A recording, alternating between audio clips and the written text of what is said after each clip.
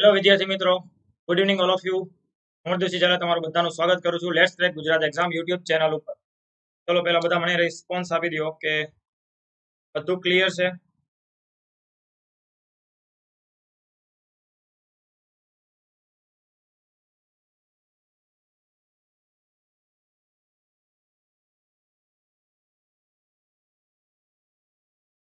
Okay,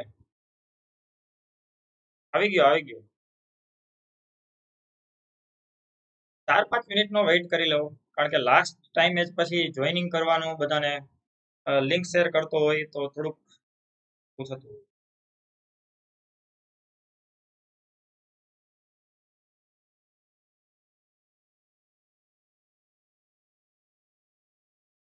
આ બધા હજી કોમેન્ટ કરે છે, પણ જો કે કોમેન્ટ થોડીક ડિલે ચાલતી હશે એટલા માટે, કારણ કે હજી ઘણા એમ કે છે કે હજી નથી આવ્યો.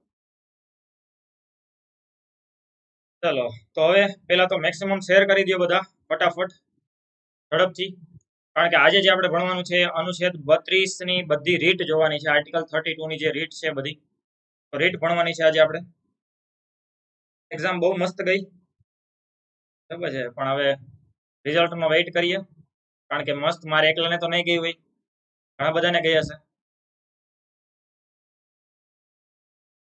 ચલો, મૂળભૂત અધિકારનો આજે 10મો લેક્ચર છે, ફંડામેન્ટલ રાઇટ્સનો. એટલે જનરલી આપણે 1 કલાકની એવરેજ ગણીને ચાલીએ છીએ. અમુકમાં 1.5 કલાક લીધું હશે, તો અમુકમાં 1 કલાક પહેલા પણ, મતલબ થોડી ઘણી 10-15 મિનિટ પહેલા પણ પૂરું કર્યું હોય.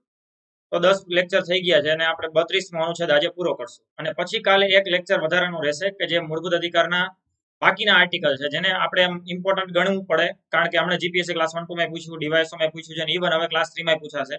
જે માર્શલ લો ને લગતા આર્ટિકલ છે, જે અપવાદને લગતા આર્ટિકલ છે, તો એ જે સંસદની સત્તા આવવાની છે 33, 34 અને 35, તો અને 35 એ જે જમ્મુ કાશ્મીરનો હતો પેલા રદ થઈ ગયો, તો એનો આપણે કાલે લેક્ચર લેશું. એટલે ઓલમોસ્ટ કાલે આપણા મૂળભૂત અધિકાર પૂરા થશે અને પછી આપણે શિફ્ટ થશું ડીપીએસપી માં, રાજ્ય નીતિના માર્ગદર્શક સિદ્ધાંતો. પણ એમાં એટલી બધી વાર નહીં લાગે જેટલી મૂળભૂત અધિકારમાં લાગી, કારણ કે મૂળભૂત અધિકારમાં આપણે ઘણા બધા કેસ પણ જોયા હતા. નો ડાઉટ એમાં પણ 1-2 કેસ છે, તો એ સમજી લેશું આપણે. પણ ડીપીએસપી થી આપણે પછી આવતા, મતલબ કાલ નહીં, એના પછીના લેક્ચર થી આપણે ડીપીએસપી માં શિફ્ટ થઈ જશું. ઓકે, હા સાચી વાત, બરોબર. પેલો જ મેનકા ગાંધી વાળો કેસ હતો એમાં. તો હતું તમારી એક્ઝામ હતી એને એક્ઝામ હશે અને ખબર પડી ગઈ હશે. બટ હવે એવું એવું તો મતલબ હું નથી કહેતો કે આ પૂછાણું ઓલું પૂછાણું. બાકી આપણે ઘણી ચર્ચા કરી હતી, ઘણા બધા એવા પોઈન્ટ હતા, જેમ કે આપણે અમુક એટલે જો કે આમે જીએસ તો થોડુંક સહેલું હતું મારા ખ્યાલથી. હા, ઈઝી જ હતું. એનું કારણ છે કે ભાઈ જનરલી હવે જીએસ ખાલી 100 માર્ક્સ નું જ હતું. 200 માર્ક્સ નું મુલકી સેવાના નિયમો, પગાર ભથ્થા ને એ બધું હતું એટલા માટે. એક્ઝામ બહુ સારી ગઈ છે. જોઈએ હવે રિઝલ્ટનો વેઇટ કરીએ. તો રિઝલ્ટમાં એવું છે કે આની અંદર સીધા સીધા 3 ગણાને જ બોલાવવાના છે. જગ્યા 9 હતી. 9 જગ્યામાં પાછી ફિમેલ ને રિઝર્વેશન ને કાઢીએ તો જનરલી 6 કહી શકાય. 6 ની સામે 18 ને બોલાવશે, બરોબર ને? તો 18માં વારો આવશે તો સીધે સીધા ઇન્ટરવ્યુમાં, મેઇન્સ તો આપવાની નથી, સીધું ઇન્ટરવ્યુ છે ક્લાસ 2 નું. અને નહીં થાય તો પછી નેક્સ્ટ કેરી ઓન, બરોબર ને? સારું, તો તમને બધાને પાર્ટી સિલેક્શન થઈ જાય તો ઓકે. ચાન્સીસ હાઈ ઓમ કહેવાય, કારણ કે એનું કારણ છે કે એક્ઝામ સેન્ટરમાં કોઈ હતું જ નહીં. બોલો, જસ્ટ ઇમેજિન. અમુક જગ્યાએ, મતલબ અમારા ક્લાસની અંદર 4 વ્યક્તિ હતા, બાજુમાં મારા ક્લાસની બાજુમાં 2 વ્યક્તિ હતા, એની આગળના ક્લાસમાં 1 વ્યક્તિ હતા. હું મતલબ પાણી પીવાની રીતના ગયો હતો, તો મેં બાજુમાં નીકળ્યો તો એક આખા એક ક્લાસમાં એક જ. અને સૂચના પણ નીચેથી એવી આપવામાં આવી હતી માઇકની અંદર કે જે ક્લાસની અંદર કોઈ પણ કેન્ડિડેટ હાજર ન હોય એનું જે બંચ છે, પેપરનું જે બંચ છે, એ પેકેટ ઓન ના કરવો, તો એ તોડવું નહીં એમ. એટલે જસ્ટ ઇમેજિન કે અમુક જગ્યાએ બંચ પણ નથી ખુલ્યા, એમનો આખી આખી ક્લાસની અંદર કોઈ પ્રેઝન્ટ નથી. ચલો, આપણે એ મેક્સિમમ વધુમાં વધુ કોઈ ક્લાસમાં 5 થશે. 5 થી વધારે તો મને લગભગ લાગતું નથી કોઈ હોય. હવે એના પાછળના રીઝન ઘણા બધા છે. જગ્યા ઓછી છે, જીપીએસસી ની એક્ઝામ છે, ડિપાર્ટમેન્ટલ 200 માર્ક્સ નું હતું, કોઈ જે પણ હોય. પણ સાચી કોમ્પિટિશન જ આ છે. આવામાં જ એક્ઝામની તૈયારી કરાય, આવા જ ફોર્મમાં. ચલો, તો હવે પછી ચર્ચા કરીએ આપણે. પહેલા આપણે ટોપિક શરૂ કરી દઈએ, પછી એમાં ચર્ચા કરશું આપણે, અને છેલ્લે જો વહેલું પૂરું થઈ જશે તો પણ એ કઈ તમારા જે પ્રશ્નો હશે લેશું. મૂળભૂત અધિકાર પાર્ટ 10 જે છે આજે. તો મારું નામ છે હરદેવસિંહ ઝાલા, એમબીએ કરેલું છે મેં, છેલ્લા 4.5 વર્ષથી ભણાવું છું. ઇન્ડિયન પોલિટી, કરંટ અફેર્સ અને આઈઆર નો મારો મેઇન સબ્જેક્ટ છે. હવે તમને બધાને ખબર છે કે મારે 2 રવિવાર એક્ઝામ હતી, એટલા માટે કરંટ નો એક લેક્ચર નથી લેવાનો અને આઈઆર નો નથી આવ્યો. બટ નેક્સ્ટ વીકમાં એટલે કે આવતા વીકમાં શ્યોર આપણે આઈઆર નો પણ એક નહીં કદાચ 2 લેક્ચર બનાવી દઈશ. કરંટ અફેર્સ નો પણ આપણે એક લેક્ચર લઈ લેશું. ઝાલા 10 કોડ છે મારો, જે તમે યુઝ કરી શકો છો. જીપીએસસી ની તૈયારી કરી શકો છો ભારતના સૌથી મોટા ઓનલાઈન એજ્યુકેશન પ્લેટફોર્મ સાથે જોડાઈને. બીજું કે તમે ઘરે બેઠા તૈયારી કરવાનો મોકો મળશે. બધા કોર્સ તમે એક્સેસ કરી શકશો. ટોપ એજ્યુકેટર તમને પ્રિપરેશન કરાવશે. કમ્પ્લીટ એક્ઝામ ઓરિએન્ટેડ પ્રિપરેશન હશે. રેગ્યુલર ટેસ્ટ, લાઈવ ટેસ્ટનું આયોજન, study material, answer writing, mentorship guidance બધું તમને મળી જશે. બીજું એક ખાસ સૂચના, આજે પણ 2-3 વિદ્યાર્થીઓને મને કોલ આવી ગયા છે. તો જો તમે પ્લાનિંગ કરતા હોય ને તો 22 સપ્ટેમ્બર લાસ્ટ ડેટ છે. બસ બીજું કઈ નથી કહેતો, પણ જો પ્લાન કરતા હોય તોની વાત છે. પણ કારણ કે પછી લેવું ન લેવું એ તમારી ઈચ્છા. પણ પછી એવું વિચારતા હોય કે આ બસ કાંઈક વિચારી છે અનએકેડમીનું સબસ્ક્રિપ્શન લેવાનું, તો 22 સપ્ટેમ્બર લાસ્ટ ડેટ છે. પછી આની પ્રાઇસમાં સીધો વધારો થઈ જશે, 10,000 આસપાસ થઈ જાય. તો જો પ્લાન કરતા હોય તો તમે મારો કોન્ટેક્ટ કરી શકો છો. મારો કોડ યુઝ કરી શકો છો, ZALA10. ઓકે, ચલો બીજું, શિક્ષા નામની એક મેગા ટેલેન્ટ હન્ટ એક્ઝામ છે 25 તારીખે. હવે આ જે પ્રાઇઝ રહી ને એ જો ખાસ એક વસ્તુ કે reward not applicable to active subscriber, એટલે એક્ટિવ સબસ્ક્રાઇબર છે એને કોઈને નથી મળવાનું. એના સિવાયના જે સબસ્ક્રાઇબર છે એના માટેની આ વાત છે કે જે નવા જે પણ અનએકેડમીમાં જોઈન થશે બધાને રેન્ક 1 થી લઈ 1 માં આવશે 7,000. એટલે જે હવે નવા વિદ્યાર્થીઓ જે યુટ્યુબમાં હોય અને અનએકેડમી ન હોય અથવા તો અનએકેડમીમાં કોઈ દી ટેસ્ટ નથી આપી, તો એ બધા એનરોલ થઈ જાજો. 7,000, 5,000, 2,000. હવે આ વાઉચર છે જેને તમે મતલબ કન્વર્ટ કરી શકો છો બીજામાં, બીજી કઈ પણ વસ્તુ મગાવી શકો છો. યુઝ કોડ ઝાલા10, તો તમે ઝાલા10 કોડ યુઝ કરીને જોઈન કરી શકો છો. બીજું, પ્રહાર નામની એક પીએસઆઈ ની બેચ શરૂ થઈ ગઈ છે 20 તારીખથી, એટલે કે આજથી. અને બીજી એક 22 તારીખે બેચ શરૂ થાય છે, પ્રગતિ ફોર બિન સચિવાલય. ચલો હવે આપણે શોષણ વિરુદ્ધનો અધિકાર, રાઇટ્સ અગેન્સ્ટ એક્સપ્લોઇટેશન ડિટેલમાં આપણે ભણ્યા હતા આખો લેક્ચર. પછી બાળ મજૂરી પર પ્રતિબંધ ને બધા આર્ટિકલ, એના એક્ઝપ્શન, એના અપવાદ બધું જોયું હતું. પછી ધાર્મિક સ્વતંત્રતાનો અધિકાર, right to freedom of religious આપણે ભણ્યા હતા. પછી એની અંદર પાછા મેં તમને કેસ સ્ટડી એ કીધી હતી, જે કેશવાનંદ ભારતી વર્સિસ કેરળ રાજ્ય વાળો જે કેસ ભણ્યા હતા આપણે. અને એના પછીનો જે કેસ હતો એ કેસ એટલે મતલબ કે બીજી જે ચર્ચા કરી હતી એ સબરીમાલા ઇન્સિડન્ટ વાળી. તો અને છેલ્લે આપણે માઇનોરિટી વાળો અધિકાર પૂરો કર્યો. નાવ હવે આપણે બંધારણીય ઇલાજોનો અધિકાર શરૂ કરવાનો છે. ઓકે, ચલો હવે તમારી 1 મિનિટ માટે કોમેન્ટ જોઈ લો ફટાફટ, પછી આપણે શરૂ કરી દઈએ.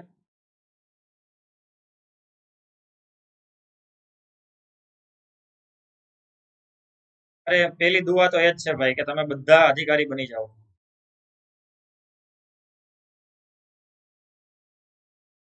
હા સાચી વાત છે, એવું જ હતું.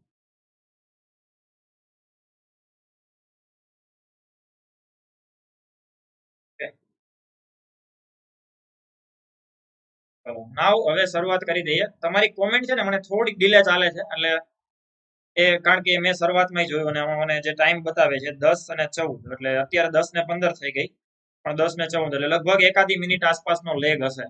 બટ ઓકે, કોઈ વાંધો નહીં, કોઈ મોટો ઇશ્યુ નથી. હું તમારી કોમેન્ટ જોઈ લઈશ અને તમે મને ક્વેશ્ચન કરશો તો એ આપણે ચેક કરી લઈશું. નાવ હવે ટોપિકમાં આવી જઈએ, કારણ કે આજે આપણે 5 રીત છે વ્યવસ્થિત સારી રીતે પૂરી કરી લેવી છે, ઉતાવળ નથી કરવી એટલા માટે. ઓકે, ચલો જે નવા જોઈન થયા બધાને good evening all of you. Now હવે ટોપિકમાં ધ્યાન દેશું. આર્ટિકલ 30, બરોબર, અનુચ્છેદ 32 જે છે બંધારણીય ઇલાજોનો અધિકાર છે, રાઇટ્સ ટુ કોન્સ્ટિટ્યુશનલ રેમેડીઝ, એટલે કે બંધારણના જે મૂળભૂત અધિકાર તમારા આપ્યા છે એને રક્ષણ આપતો, પ્રોટેક્ટ કરતો આર્ટિકલ છે 32. જસ્ટ બીકોઝ ઓફ, કારણ કે આના દ્વારા તો સુપ્રીમ કોર્ટ હાઈકોર્ટ રીડ કરે છે. આર્ટિકલ 32 મુજબ સુપ્રીમ કોર્ટ કરે છે, જ્યારે આર્ટિકલ 226 મુજબ હાઈકોર્ટ રીડ બહાર પાડશે.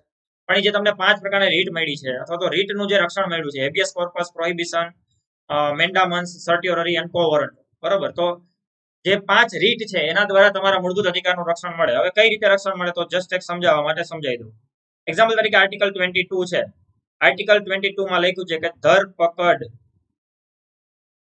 ધરપકડ સામે રક્ષણ, ગેરકાયદેસર ધરપકડ થઈ શકે નહીં. જો ધરપકડ કરવાનું હોય તો તમને 24 કલાકમાં હાજર કરવાની વાત છે, મતલબ કોઈ પણ આરોપીને 24 કલાકમાં હાજર કરવા પડશે, અથવા તો 3 મહિના કે 90 દિવસથી વધારે હિરાસતમાં રાખી શકાતા નથી. 22 આર્ટિકલ આપણે ડિટેલમાં ભણ્યા છીએ, બરોબર. 22 આર્ટિકલને બહુ સારી રીતે એક્સપ્લેન કર્યો હતો. 21, 22, 21 એ બધા આપણે ડિટેલમાં જોયા હતા, કારણ કે મૂળભૂત અધિકારના બધા આર્ટિકલ ઉપર આપણે ઓછામાં ઓછી 15 મિનિટ અને વધુમાં વધુ અમુક આર્ટિકલમાં અડધી કલાક આપણે ચર્ચા કરી છે. તો અનુચ્છેદ 22 મુજબ ગેરકાયદેસર ધરપકડ ના થઈ શકે. જો થઈ તો પછી તમારા રિલેટિવ, તમારા કોઈ પેરેન્ટ્સ અથવા તો તમારા વતી કોઈ પણ વ્યક્તિ છે એ હેબિયસ કોર્પસની અપીલ કરશે. અપીલ, રીટ નહીં, ચર્ચા કરતા હોય લાઇબ્રેરીમાં બેઠા બેઠા વિદ્યાર્થીઓ કે આપણે કેટલી રીટ કરી શકીએ, એટલે વળી બીજો વિદ્યાર્થી કે આપણે 5 રીટ કરી શકીએ. રીટ તમે નથી કરતા, રીટ કોર્ટ કરે છે. તમે રીટ માટેની અપીલ કરશો, સમજાણું? એટલે અપીલ કરવાનો અધિકાર છે, રીટ કરવાનો અધિકાર નથી. રીટ કરવાનો અધિકાર છે સુપ્રીમ કોર્ટને અને હાઈકોર્ટને. એના સિવાય અન્ય અદાલતને પણ આપી શકાય, પણ હજી એવું કઈ બન્યું નથી ભારતના ઇતિહાસમાં ક્યારે કે સુપ્રીમ કોર્ટ હાઈકોર્ટ સિવાય કોઈ રીટ બહાર પાડી હોય. પણ અધિકાર આપી શકાય છે સુપ્રીમ કોર્ટ અને હાઈકોર્ટ સિવાયના પણ કોઈ પણ અદાલતને એવો અધિકાર આપી શકાય છે કે રીટ બહાર પાડી શકે, અને એવો સંસદનો અધિકાર છે. પણ અત્યારે સુધી સુપ્રીમ કોર્ટ અને હાઈકોર્ટ રીટ બહાર પાડશે. એમાં પણ સુપ્રીમ કોર્ટે એક ચુકાદો આપ્યો હતો કે જનરલી જાહેર હિત મુજબ પણ અને કોઈ પણ પ્રકારના કાયદાકીય બાબતોમાં રાજ્યની જે તે અદાલતો છે એ પણ સર્વોચ્ચ અદાલતો જ છે, એ કઈ અલગ નથી. સુપ્રીમ કોર્ટ કરતા નીચે છે, ઓછી છે, એવું નથી સમજવાનું. એટલે કે એનું એક મતલબ સૂચન હતું કે પ્લીઝ ડાયરેક્ટ સીધા સુપ્રીમમાં ન પહોંચી જાવ, એકવાર હાઈકોર્ટમાં જાઓ, ત્યાંથી તમને કોઈ ન્યાય નથી મળતો, તમને એવું લાગે છે કે હજી અન્યાય છે, હજી તકલીફ છે, તો તમે સુપ્રીમ કોર્ટમાં આવો. એટલે પહેલી તમારે અપીલ જે છે એ કરવાની હાઈકોર્ટમાં, એવું એક સુપ્રીમ કોર્ટનો ચુકાદો અને એક સૂચન પણ છે કે જેને હવે ઓલમોસ્ટ બધા લોયર છે એ ફોલો કરતા જ હોય છે.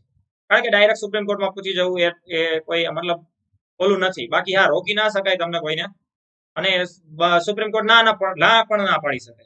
કારણ કે આર્ટિકલ 32 છે ને, બંધારણના મૂળભૂત અધિકારનું રક્ષણ આપતો ઇલાજોનો અધિકાર તો છે, પણ ઇટ્સ ઓન એટલે કે પોતે પણ એક મૂળભૂત અધિકાર છે.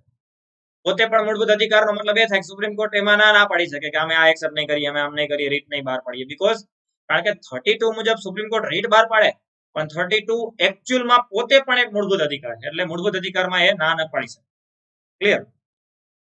ચલો જો હવે તો આ અધિકાર દ્વારા મૂળભૂત અધિકારનું રક્ષણ કઈ રીતે મળ્યું, તો કહેવાનો મતલબ સીધી તમારી અથવા તો કોઈ પણ આરોપીની ગેરકાયદેસર ધરપકડ થઈ છે, અથવા તો આરોપી નથી, બસ શંકાના આધારે ધરપકડ થઈ, 24 કલાકમાં પ્રેઝન્ટ ના કરે તો એના પેરેન્ટ્સ, એના વાલી, એના સગાવાલા, એના વતી કોઈ પણ વ્યક્તિ હેબિયસ કોર્પસની અપીલ કરશે એટલે સુપ્રીમ કોર્ટ હાઈકોર્ટ રીટ કરશે. એટલે આ રીતના કહી શકાય કે આર્ટિકલ 32 છે એ ફંડામેન્ટલ રાઇટ્સને પ્રોટેક્ટ કરે છે, અથવા તો જેને આપણે કહીશું રક્ષણ આપે છે. પણ આર્ટિકલ 32 ની સાથે સાથે અનુચ્છેદ 13 પણ એવો છે કે જે અનુચ્છેદ 13 છે એ પણ મૂળભૂત અધિકારને રક્ષણ આપતો અનુચ્છેદ કહેવાય. કારણ કે અનુચ્છેદ 13 મુજબ કોઈ પણ મૂળભૂત અધિકારને વાયોલેશન કરે એવા કોઈ પણ કાયદા તમે બનાવી શકતા નથી. ક્લિયર છે?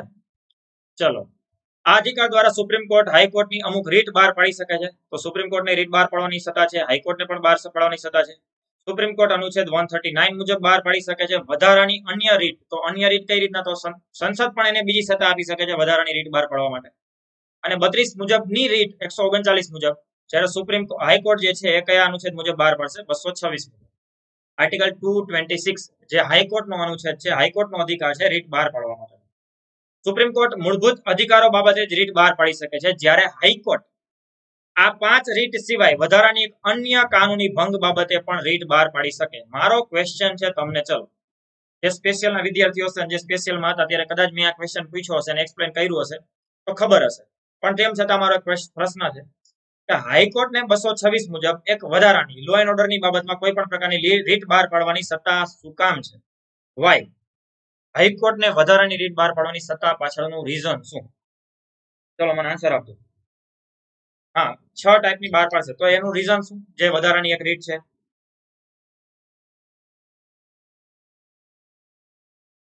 અને કારણ આપો. ઓકે, રીટ મીન્સ શું એ જ નથી ખબર, ચલો એ પણ એક્સપ્લેન કરી દો 1 મિનિટ. જો રીટ નો મતલબ થાય સુપ્રીમ કોર્ટ હાઈકોર્ટ દ્વારા કરવામાં આવતો એક પ્રકારનો ઓર્ડર, આદેશ. ઇટ મીન્સ કે જેના માટે તમે સુપ્રીમ કોર્ટમાં અપીલ કરશો કે ભાઈ ગેરકાયદેસર ધરપકડ થઈ છે, અથવા તો કોઈ જાહેર અધિકારી પોતાની ફરજનું પાલન ના કરે, વારંવાર તમને ના પાડે છે કે અમે આમાં સહી નહીં કરીએ, અમે આ દસ્તાવેજમાં ડોક્યુમેન્ટમાં સહી નહીં કરીએ, હકીકતમાં એની ડ્યુટી છે કે એને કરવું જોઈએ પણ નથી કરતા, તો હવે તમે કલેક્ટરને કહો, કલેક્ટર એ ના પાડે કે એમાં હાથ ઊંચા કરી દે, તો હવે તમારી પાસે ઓપ્શન નથી હાઈકોર્ટ સુપ્રીમ કોર્ટ સિવાય. અને હાઈકોર્ટ જ્યારે એને આદેશ કરે છે, કોને? જે તે અધિકારીને.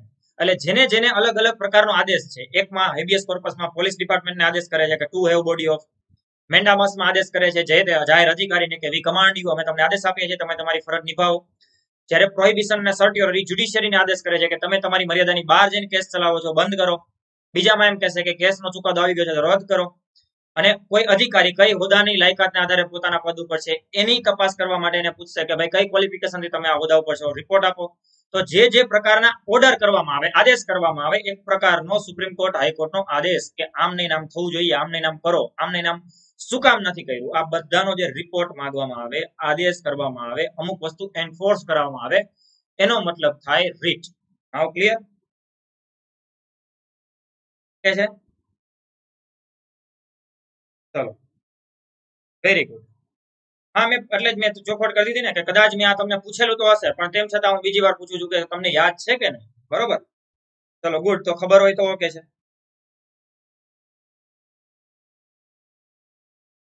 કોર્ટ ઓફ રેકોર્ડ છે એટલે કોર્ટ ઓફ રેકોર્ડ નો પાછો મતલબ અલગ થશે. ચલો હું તમને એક્સપ્લેન કરી દઈશ. બરોબર, તમે રહેજો પંકજ કાલકોત્રાભાઈ.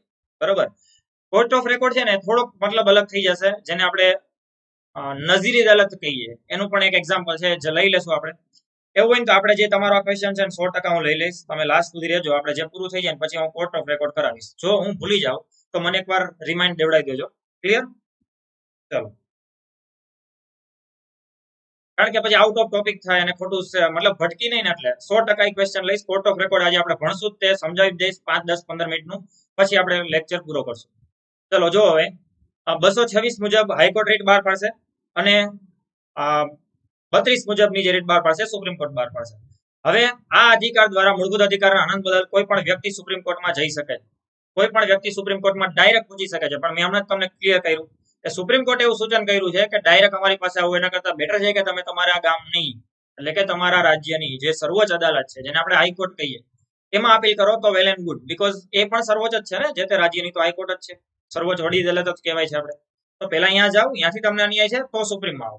ક્લિયર? એટલે કોઈ પણ વ્યક્તિ ડાયરેક્ટ અપીલ કરી શકે છે. ડોક્ટર બાબા સાહેબ આંબેડકરે આર્ટિકલને સૌથી મહત્વનો કહ્યો છે અને આ અધિકારને બંધારણનો હૃદય અને આત્મા, soul and heart of the constitution, soul and heart of the constitution એટલે કે આત્મા, હૃદય અને આત્મા, આવું કયા અનુચ્છેદને ડોક્ટર બાબા સાહેબ આંબેડકરે કીધું છે, કયા અધિકારને કીધું છે, આવું પૂછાય. જો કે પૂછાણું છે ક્લાસ 3 માં લગભગ 3-4 વાર, અને મારા ખ્યાલથી હવે તો આવા પ્રશ્ન ન પૂછાય તો સારી વાત છે, કારણ કે આનો કોઈ મતલબ નથી. હવે ગામ આખાને ખબર છે. હવે તમને કદાચ ન ખબર હોય તો એમાં કોઈ અફસોસ કરવાનો નથી, કારણ કે કહેવાનો મતલબ ઓલમોસ્ટ 4-5 વાર પૂછાઈ ગયેલો છે ક્વેશ્ચન. એટલે હવે આવા ટાઈપના ક્વેશ્ચનનો કોઈ મતલબ નથી. ડોક્ટર બાબા સાહેબ આંબેડકર છે એને એવું કીધું હતું કે આ હૃદય અને આત્મા છે. ઓકે,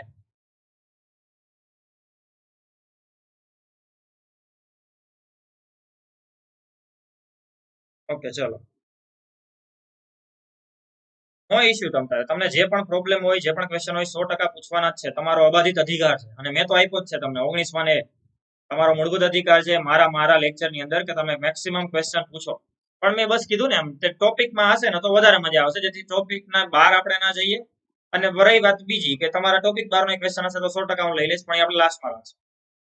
ચલો, જો હવે 5 પ્રકારની આ જે રીટ છે. તો પેલી જે મેં તમને ક્વેશ્ચન પૂછ્યો હતો કે હાઈકોર્ટ વધારાની રીટ એટલા માટે બહાર પાડે છે કારણ કે લો એન્ડ ઓર્ડર, કાયદો અને વ્યવસ્થા જે છે, કાનૂન સબ્જેક્ટ જે છે એ રાજ્યનો સબ્જેક્ટ છે. તો સ્ટેટ વાઇઝ કાયદો અને વ્યવસ્થા અલગ હશે.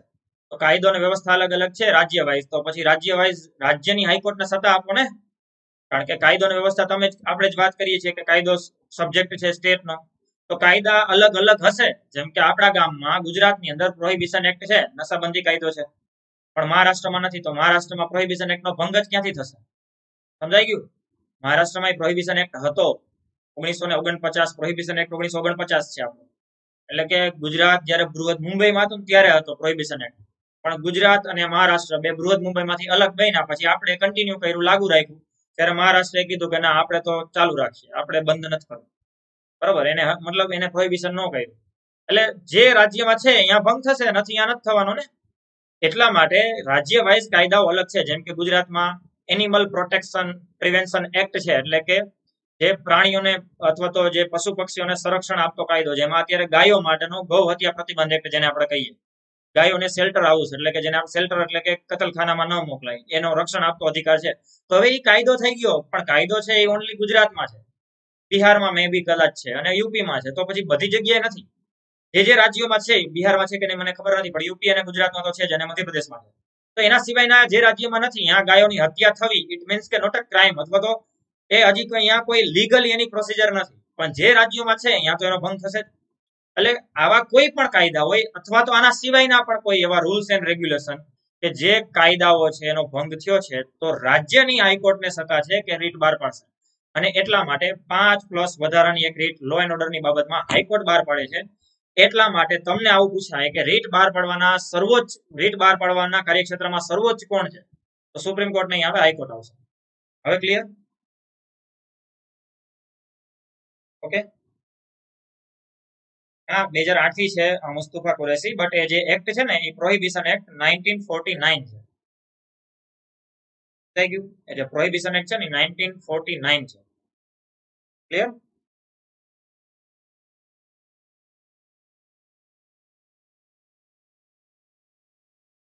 ઓકે, ચલો.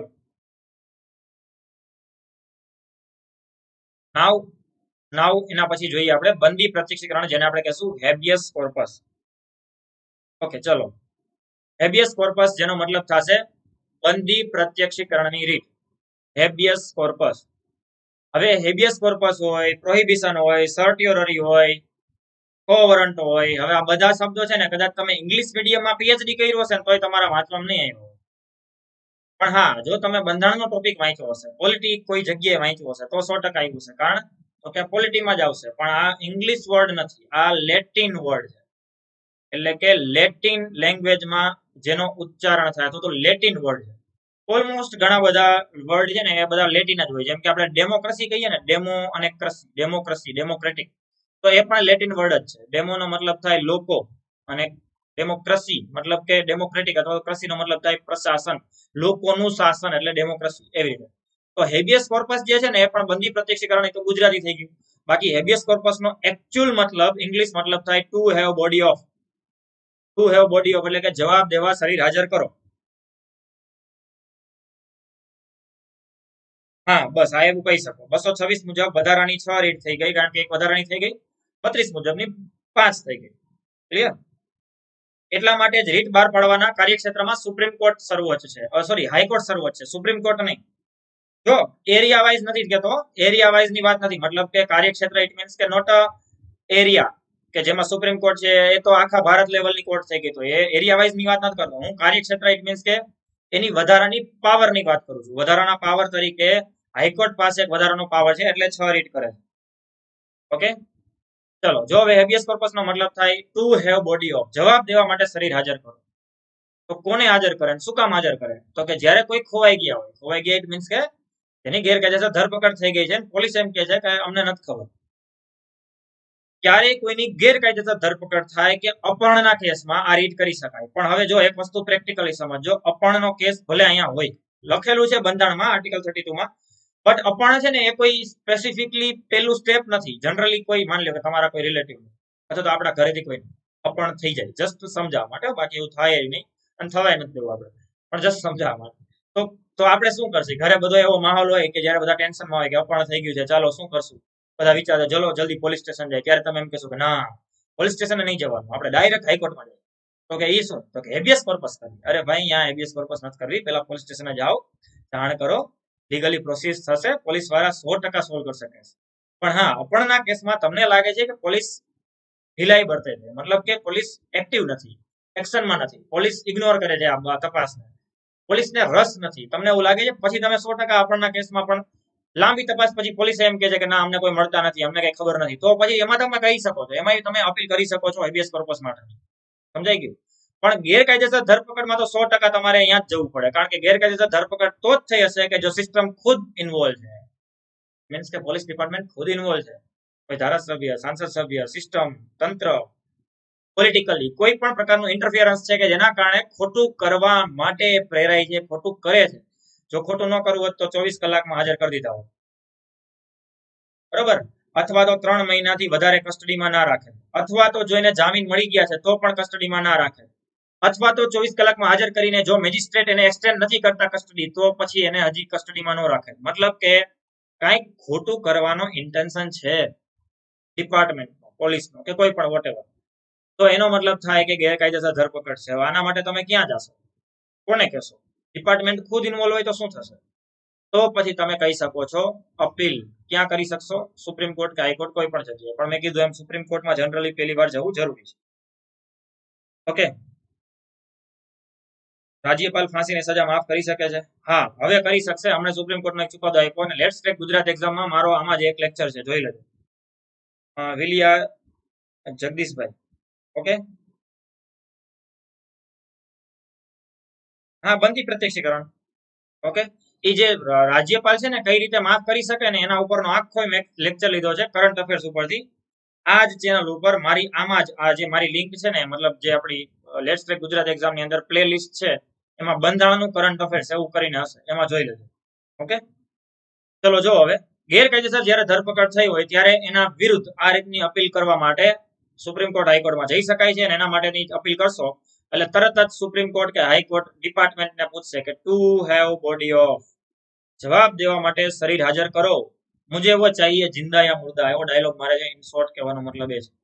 એટલે એવો ડાયલોગ નથી મારતા, પણ આપણે એવું સમજી શકીએ. હાઈકોર્ટ ને સુપ્રીમ કોર્ટ એમ કે છે ડિપાર્ટમેન્ટને કે મુજે વો કિસી ભી હાલત में चाहिए, ચાહે વો જિંદા હો યા મુર્દા હો.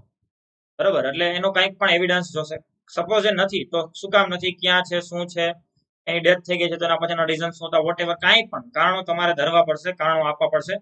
એને કહેશું આપણે બંધી પ્રત્યક્ષીકરણની રીત, હેબિયસ કોર્પસની રીત. હવે જો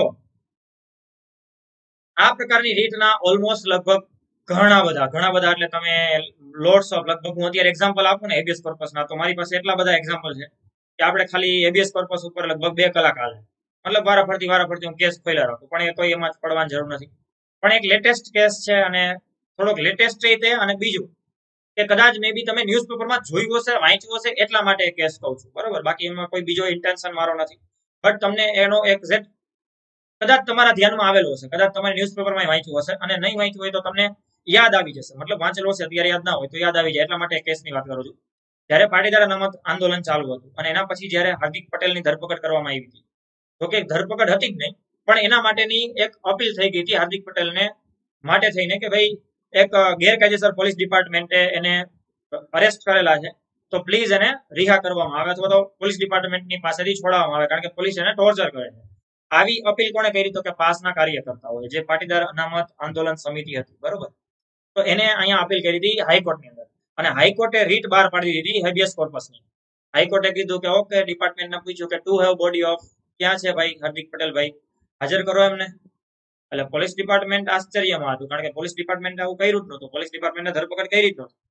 તો અહીંયા પોલીસ ડિપાર્ટમેન્ટને ખુદને જ સરપ્રાઈઝ થયું કે ભાઈ કઈ રીતે, અમે તો કોઈને ધરપકડ કરી નથી, તો આ રીટ શેની થઈ ગઈ. પોલીસ ડિપાર્ટમેન્ટે મીટિંગ બોલાવી, બધાને પૂછ્યું કે હાર્દિક પટેલ ભાઈની ધરપકડ કોઈ કરી છે? બરોબર, એમની મતલબ એમની કોઈ ધરપકડ કરી હોય તો ભાઈ હાજર કરો, કોર્ટ પૂછે છે. હવે તપાસ કરતા ખબર પડી કોઈ અરેસ્ટ તો કર્યા નથી, તો રીટ શેની થઈ ગઈ. પછી ખબર પડી કે એ અને એના ફ્રેન્ડ બધા જે છે એ બધા એના ફ્રેન્ડના ફાર્મ હાઉસ હતા. એના ફ્રેન્ડના ફાર્મ હાઉસ હતી, પછી એમની અટકાયત કરવામાં આવી, અરેસ્ટ કરવામાં આવ્યા, અને પછી કોર્ટની અંદર હાજર કરવામાં આવ્યા, અને પછી કોર્ટમાં જઈને કીધું કે આ તમારા હાર્દિકભાઈ, જેને તમે પૂછો છો કે ટુ હેવ બોડી ઓફ, જવાબ દેવા માટે હાજર કરો, લ્યો હાજર કરી દીધા, પૂછી લ્યો ક્યાં હતા.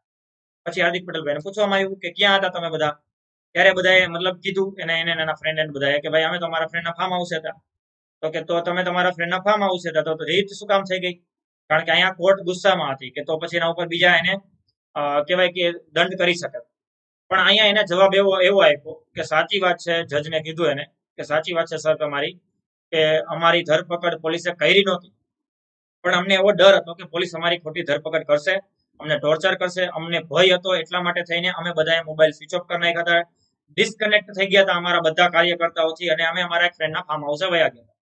પણ પછી જે આ વસ્તુ થઈ એના કારણે અમારા જે પાસના કાર્યકર્તા છે એ બધાને મિસઅન્ડરસ્ટેન્ડિંગ ઊભું થયું. એ બધાને એમ લાગ્યું કે ભાઈ અમારી ધરપકડ થઈ ગઈ હશે, એટલા માટે એને ડાયરેક્ટ સીધી અપીલ કરી દીધી. અમારી ઘણી બધી તપાસ કર્યા પછી એને અમે મળ્યા નહીં, અથવા તો એને અમારો કોન્ટેક્ટ ના કરી શક્યા, તો એને હાઈકોર્ટમાં અપીલ કરી દીધી, અને હાઈકોર્ટમાં અપીલ કર્યા પછી જે પ્રોસેસ છે તમારી સામે છે. તો હાઈકોર્ટે એવું કીધું કે ઓકે ચલો, મતલબ હાઈકોર્ટે અહીંયા થોડી કટાક્ષ કરી હતી, મતલબ એને એમ કીધું કે ઓકે ચલો માની લઈએ છીએ કે તમે ડિસ્કનેક્ટ થઈ ગયા હતા, તમે ડિસ્કનેક્ટ કરી દીધું હતું, મતલબ મોબાઈલ સ્વિચ ઓફ હતા, તમારા કાર્યકર્તાઓને ખબર નહોતી, બરોબર, કે ભાઈ આ જે મતલબ તમારી ગેરકાયદેસર ધરપકડ નથી એવું કાર્યકર્તા નહોતી ખબર, અને એટલા માટે એને અપીલ કરીને અમારે રીટ બહાર પાડવી પડી. પણ તમે તો કમસે કમ એક મોટું આંદોલનનું લીડ કરતા હતા ને, એક આંદોલનના લીડર હતા, અથવા તો એક મોટી સમિતિમાં હતા, તો પછી તમે ન્યૂઝ તો જોતા હતા ને. તો ન્યૂઝની અંદર કમસે કમ ન્યૂઝ તો જોતા હશો, કારણ કે ન્યૂઝ તો તમે બંધ નહીં રાખ્યા હોય. ન્યૂઝ આવડી મોટું આંદોલનના તમે હેડ બન્યા, લીડર બન્યા, સમિતિમાં છો, ન્યૂઝ તો જોતા હતા ને. તો ન્યૂઝની અંદર જ્યારે એવા બ્રેકિંગ ન્યૂઝ આવ્યા કે હાર્દિકભાઈ પટેલ અને એના જે કાર્યકર્તા છે એના માટે થઈને હેબિયસ કોર્પસની રીટ અપીલ કરવામાં આવી છે અથવા તો કોર્ટ અપીલ કરે છે, ત્યારે તો તમે પ્રેઝન્ટ હાજર થઈ શકતા હતા ને. ત્યારે તો તમે મીડિયાને આવીને કહી શકતા હતા ને કે આ રહ્યા અમે થપ્પો, બરોબર. મતલબ કે એટલે જે જગ્યાએ છો તો ત્યાંથી એવું કહી શકતા હતા ને કે ભાઈ, અથવા તો ચલો તમને ડર હતો તો લાઈવ તમે મીડિયાનો કોન્ટેક્ટ કરી શકતા હતા કે ભાઈ આવી જાઓ, અમે અહીંયા જ છીએ, અમે કોઈ જગ્યાએ અમને અરેસ્ટ નથી કર્યો. તો જસ્ટ આવું એક સૂચન કર્યું, થોડોક ગુસ્સામાં, થોડો જેને કહેવાય કે કટાક્ષ કર્યો, અને પછી કોર્ટ આપણી છે થોડીક એ રીતની હોય, થોડુંક જતું કરતી હોય તો કોર્ટે પછી જતું કર્યું કે ઇટ્સ ઓકે હવે. બટ હવે બીજી વખત આવું ના થાય અને હેબિયસ કોર્પસની ખોટી રીટ ના થાય, ખોટી અપીલ ના થાય અને ખોટો કોર્ટનો સમય ના બગડે એનું તમારે ધ્યાન રાખવું પડશે. અધરવાઇઝ તમારા ઉપર ચાર્જિસ ફાઇલ કરવામાં આવશે ને એમ કરીને પછી આ કેસ છે સોલ્વ થઈ ગયો. પણ હવે અહીંયા આપણે શું સમજવાનું છે, જસ્ટ એકચ્યુઅલમાં ઇટ મીન્સ કે ચલો માની લઈએ થોડીક વાર માટે આ તો ખોટી હતી રીટ, અથવા તો ખોટી ઇટ મીન્સ કે મિસઅન્ડરસ્ટેન્ડિંગ હતું કે એમના ફ્રેન્ડના ફાર્મ હાઉસ હતા, જે હોય. એકચ્યુઅલમાં સાચું કા જો ખોટી ગેરકાયદેસર ધરપકડ થઈ હોત તો, ખોટી રીતે એને અટકાયતમાં લઈ લીધા હોત, હાજર ના કર્યા હોત તો હેબિયસ કોર્પસની અપીલ પછી ફરજિયાત ટુ હેવ બોડીના આદેશ પછી કોર્ટની અંદર હાર્દિક પટેલ અને એના ફ્રેન્ડના એના જે કાર્યકર્તાઓ છે બધાને કોર્ટમાં હાજર કરવા પડે ડિપાર્ટમેન્ટે. સમજાઈ ગયું છે હવે? ક્લિયર છે બધાને? ઓકે, ચલો. તો આ હતી બંદી પ્રત્યક્ષીકરણની રીત, જેને આપણે કહેશું હેબિયસ કોર્પસ.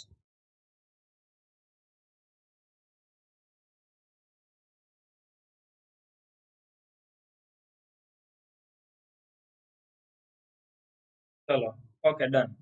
એટલે કેસ તો ઘણા બધા છે. સોહરાબુદ્દીન એમના વાઇફ માટે પણ અપીલ થઈ હતી, એ પણ એક કેસ છે. પણ હવે એ બધું જાજામાં પડશું ને તો તમને મજા આવશે, કારણ કે આવા કેસમાં પાછી મજા બહુ આવે. આવું થયું તેવું થયું, સોહરાબુદ્દીન બુટલેગર હતા, એમના વાઇફ માટે ખોટી રીટ થઈ ગઈ, મતલબ એના વાઇફ છે મળતા નહોતા એના માટે રીટ થઈ હતી. પછી ઘણા બધા આઈપીએસ જેલ ભેગા થઈ ગયા, અત્યારે ઘણા બધા આઈપીએસ અત્યારે જેલમાં છે પણ ખરી. એટલે આઈપીએસ હોય ને તો એ કાયદો બધા માટે સરખો જ છે, બરોબર.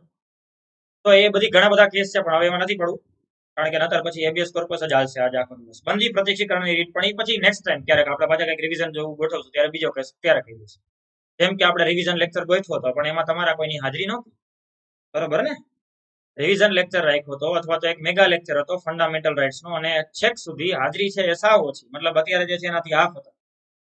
હવે ખબર નહીં, પણ હવે આપણે નક્કી કર્યું છે કે મેગા લેક્ચર રિવિઝન આપણે ગોઠવવા જ નથી, બરોબર ને. તમે બધા કાં બે વસ્તુ છે, કાં તમે એટલું બધું ભણી ગયા છો સારામાં સારી રીતે કે જેથી કરીને તમને રિવિઝન કરવાની જરૂર નથી પડે, અને કાં પછી નક્કી કર્યું છે કે ભાઈ એ પછી હવે જરૂર નથી, આપણે ભણી લીધું છે, અથવા તો બીજી વાર જોઈ લેશું, અથવા તો આપણે વાંચી લેશું.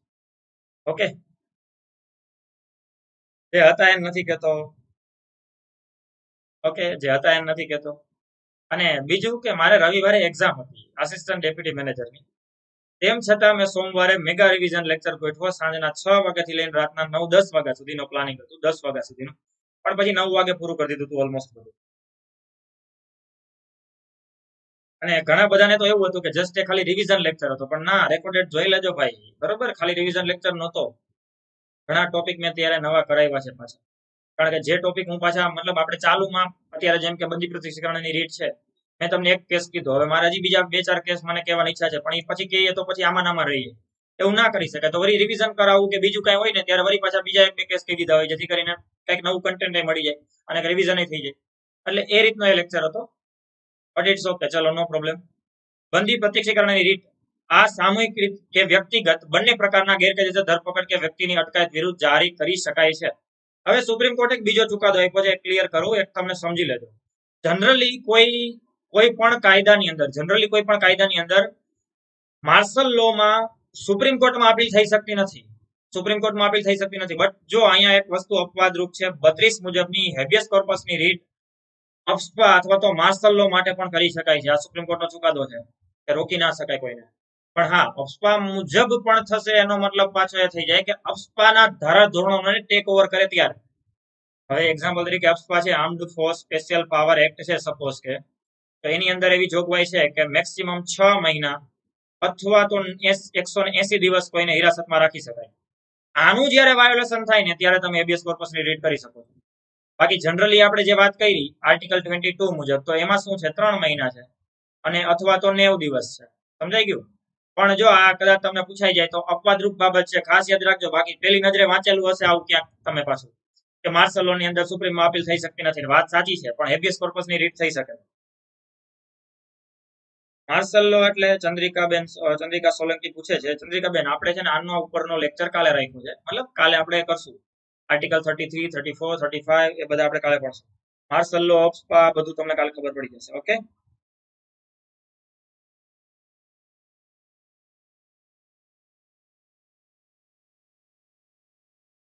હવે એ તો મેં કાઉન્ટ નથી કર્યું, પણ હવે જેટલું હતું એ મને આવડી ગયું છે. બરોબર ને? બંધારણ ક્વેશ્ચન ના મને આમે બંધારણ ઈઝી હતું, પણ એ ખબર નથી ડીવાય મતલબ આસિસ્ટન્ટ ડેપ્યુટી મેનેજરની એક્ઝામમાં એ મતલબ એક્ઝેક્ટ મેં કેલ્ક્યુલેટ નથી કર્યું. બરોબર, તો મને ટાઈમ નથી મળ્યો પછી. પણ હા, નિયર અબાઉટ એની આજુબાજુ હતું, 11-12 જેવા.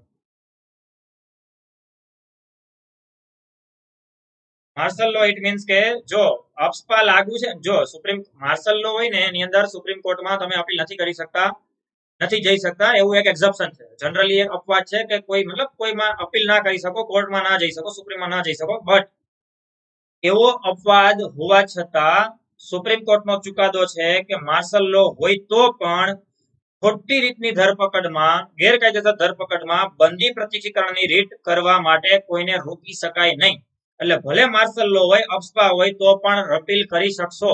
પણ બસ અહીંયા ચેન્જ એ આવી જશે કે અપસ્પાનું પણ વાયોલેશન હોય ત્યારે અપસ્પા છે, માર્શલ લો છે, હવે એમાં એવી જોગવાઈ છે કે 6 મહિના કે 180 દિવસથી વધારે કોઈને ધરપકડ ન રાખી શકાય, જ્યારે સામાન્ય રીતે 3 મહિના અને 90 દિવસ છે. તો 3 મહિનાથી વધારે કોઈની ધરપકડ રાખી તો તમે હેબિયસ કોર્પસ કરશો કે નહીં, અપીલ. પણ અહીંયા તમારે 3 મહિનાની વાત નથી વિચારવાની, અહીંયા 6 ને 180 દિવસ વિચારવાનું છે. એટલે 6 મહિના કે 180 દિવસ થી વધારે માર્શલ લો ની અંદર આર્મી દ્વારા કસ્ટડીમાં રાખે છે તો હેબિયસ કોર્પસ ની રીટ થાય 181 દિવસથી. નાઉ ક્લિયર?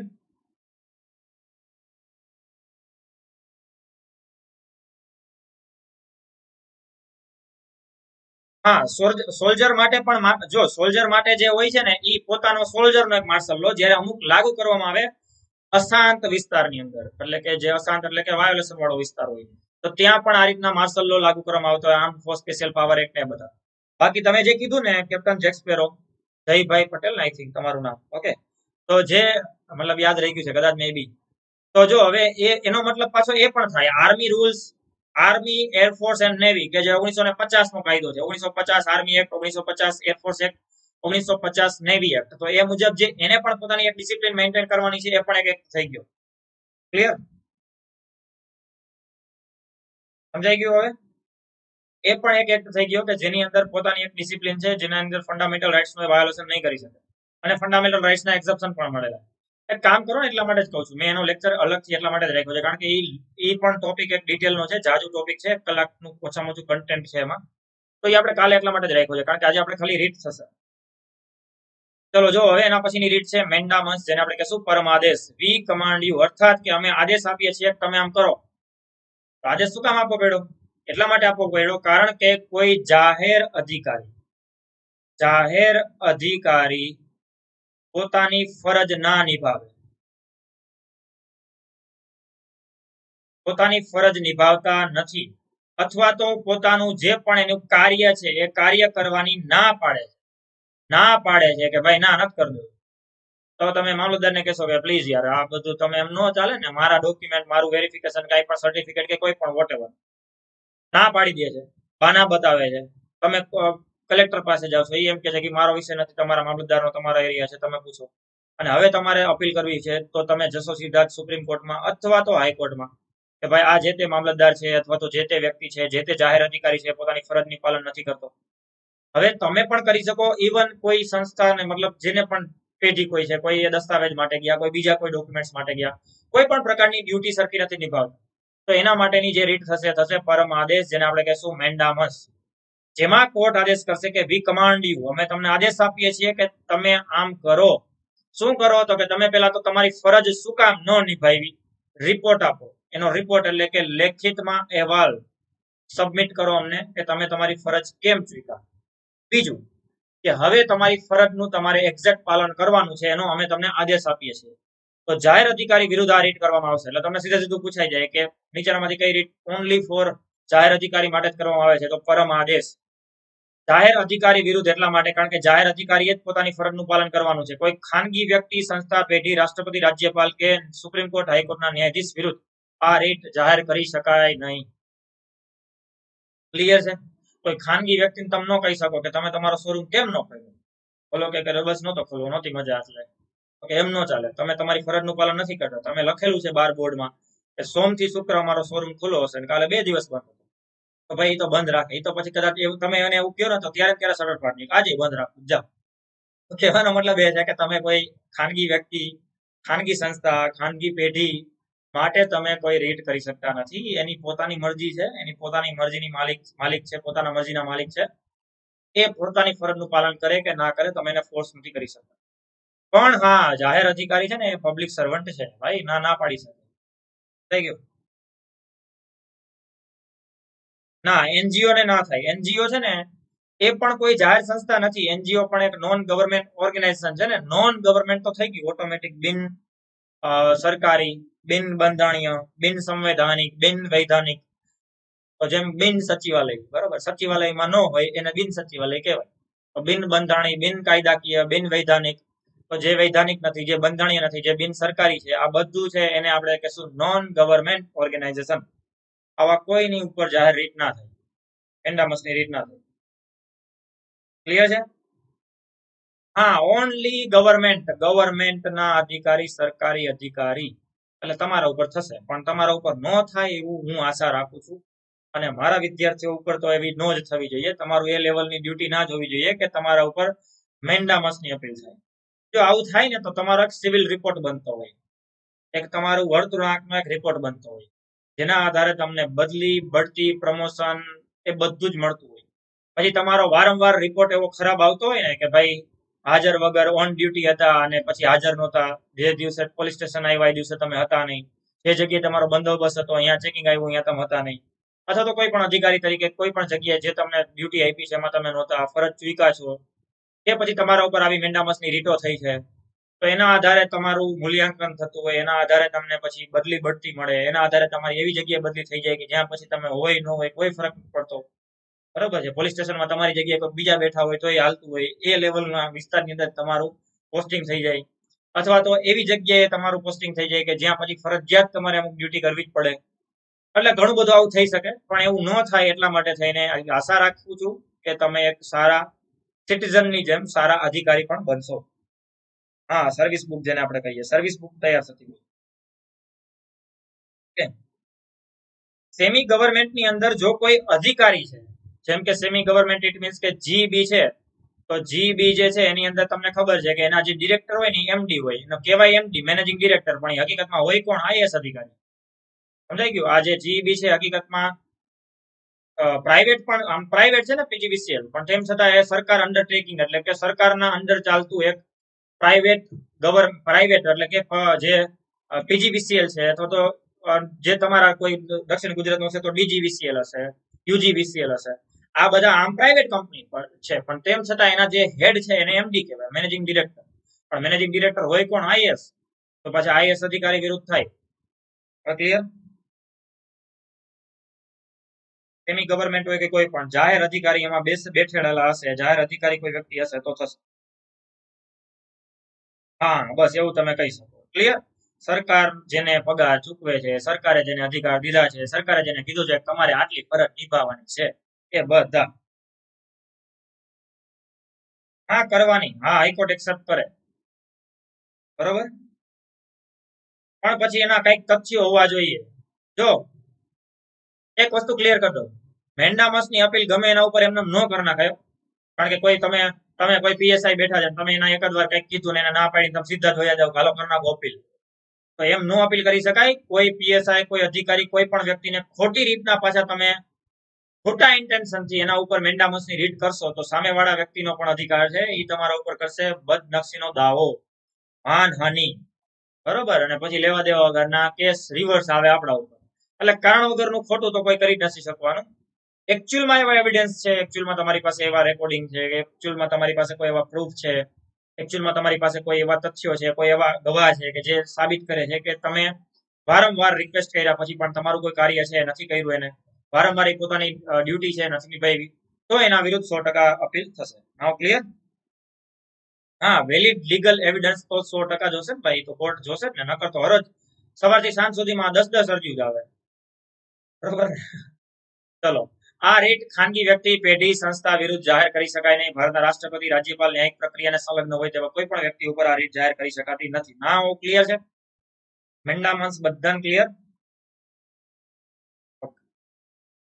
ચલો, નાવ એના પછી છે પ્રતિષેધ, પ્રોહિબિશન. હવે જો પ્રતિષેધ અને સર્ટ્યોરરી, હા અરુણ જેટલીની છે. ચલો જો પ્રોહિબિશન અને સર્ટ્યોરરી આ બંને છે ને સાથે જ સમજાવું છું, ભલે અલગ અલગ સ્લાઇડમાં છે પણ થોડુંક પ્રેક્ટિકલી સમજવા માટે. જો પ્રોહિબિશન એન્ડ સર્ટ્યોરરી બંને જ્યુડિશરી ઉપર થાય છે, બંને અર્ધન્યાયિક સંસ્થા ઉપર થાય છે. તો ક્યારે? હવે જો આને મેં તમને હમણે શરૂઆતમાં નથી કીધું કદાચ, બીજું એક તમને કહી દઉં કે તમને બધાને રીટ આવડતી હશે. રીટ આવડતી હોય તો ગુડ, બટ એક વસ્તુ ખાસ કે જે રીટ છે ને એ રીટ આવડવા કરતા સિક્વન્સમાં આવડે ને તો વેલ એન્ડ ગુડ, વધારે સારું છે. એટલા માટે કહું છું, કારણ કે તમે ફસાઈ જશો જ્યારે તમને પ્રોહિબિશન અને સર્ટ્યોરરીનું પૂછશે, પ્રતિષેધ અને ઉત્પ્રેષણના ક્વેશ્ચન આવશે ને ત્યારે ફસાઈ જશો. એટલા માટે, કારણ કે બે ઓલમોસ્ટ સેમ છે, થોડોક જ ફરક પડે છે, જસ્ટ થોડોક. એકમાં કેસ ચાલુ છે, એકમાં કેસ ચુકાદો આવી ગયો છે, એકમાં અટકાવવા માટે છે, એકમાં રદ કરવા માટે છે, એક છે ન્યાયિક અર્ધન્યાયિક માટે છે, અને એક છે ન્યાયિક અર્ધન્યાયિક પ્લસ વહીવટી સંસ્થા માટે. એટલે ઓલમોસ્ટ એક વર્ડનો ફેરફાર પડે છે, અને એટલા માટે એમાં તકલીફ પડી જાય. આવું ન થાય એટલા માટે વ્યવસ્થિત સિક્વન્સમાં યાદ રાખજો કે પહેલા હેબિયસ કોર્પસ આવશે, બરોબર, પછી મેન્ડામસ આવશે, પછી પ્રોહિબિશન આવશે, પછી સર્ટ્યોરરી અને પછી કોવરન્ટ. આવું યાદ ના રાખો ને તોય કોઈ પ્રોબ્લેમ નથી. આ બે છે ને, એટલે કે પ્રોહિબિશન પહેલા આવે અને સર્ટ્યોરરી પછી આવે, આટલું ખાલી યાદ હોય ને તોય ઘણું. બાકી હેબિયસ કોર્પસ, મેન્ડામસ, કોવરન્ટ, અધિકાર પૂછા, ગમે આડાવડું કઈ પ્રોબ્લેમ નથી. પ્રોહિબિશન પહેલા અને સર્ટ્યોરરી પછી, આટલું યાદ હશે ને તો એક લોજિકલી એ સિક્વન્સ ગોઠવાઈ જશે કે પહેલા તો ચુકાદો આવ્યો ન જ હોય, પહેલા તો સુનાવણી થતી. એટલે સુનાવણી કેમાં થતી હોય? પ્રોહિબિશનમાં. ચુકાદો તો પછી જ આવે, તો ચુકાદો કેમાં આવે? સર્ટ્યોરરીમાં. પહેલા ચુકાદો નથી આવ્યો, સુનાવણી સારું છે તો એને અટકાવવાનો જ હોય, એટલે પહેલા પ્રોહિબિશન અટકાવવા માટે. ચુકાદો આવી ગયો છે તો હવે રદ જ કરવું પડે, તો સર્ટ્યોરરીમાં રદ થશે. પછી તો કે જ્યારે પ્રોહિબિશન ની અંદર ન્યાયિક અર્ધન્યાયિક હશે અને સર્ટ્યોરરીમાં એક વધારાની સંસ્થા એડ કરશો, એટલે વહીવટી સંસ્થા. સિક્વન્સ ગોઠવાઈ જાય એટલા માટે પ્રોહિબિશન અને સર્ટ્યોરરી બે આગળ પાછળ ના થઈ જાય, ખાસ ધ્યાન રાખજો. ના હવે જોઈએ પ્રોહિબિશન એટલે કે શું, પ્રતિષેધ એટલે શું, જેનો મતલબ થાય ટુ ફોરબીડ, અર્થાત અટકાવવું. ટુ ફોરબીડ એક્ઝેક્ટ થાય છે, પણ થોડુંક સમજવા માટે તમે સ્ટોપ કરવું એવું પણ સમજી શકો છો. સ્ટોપ કરવું ઇટ મીન્સ કે પ્લીઝ સ્ટોપ ધીસ, અટકાવો તમે આ, કારણ કે તમારી મર્યાદામાં નથી આવતું. તો શું કામ મર્યાદામાં નથી આવતું? તો જ્યારે કોઈ તાબાની અદાલત, હવે તાબાની અદાલત જ્યારે હું બોલું ને, તાબાની અદાલતનો મતલબ એ થાય, શું થયું? બગ આવે છે? ઓકે ચાલો, તો હાજરી ઘટી ગઈ છે બધાની, 63 લાઈક છે. ચલો, થેન્ક યુ સો મચ. બીજું શું હોય? પણ હવે તમે મને છે ને પરાણે મજબૂર કરશો, જે મને નથી કરવું ને કરવા માટે, બરોબર?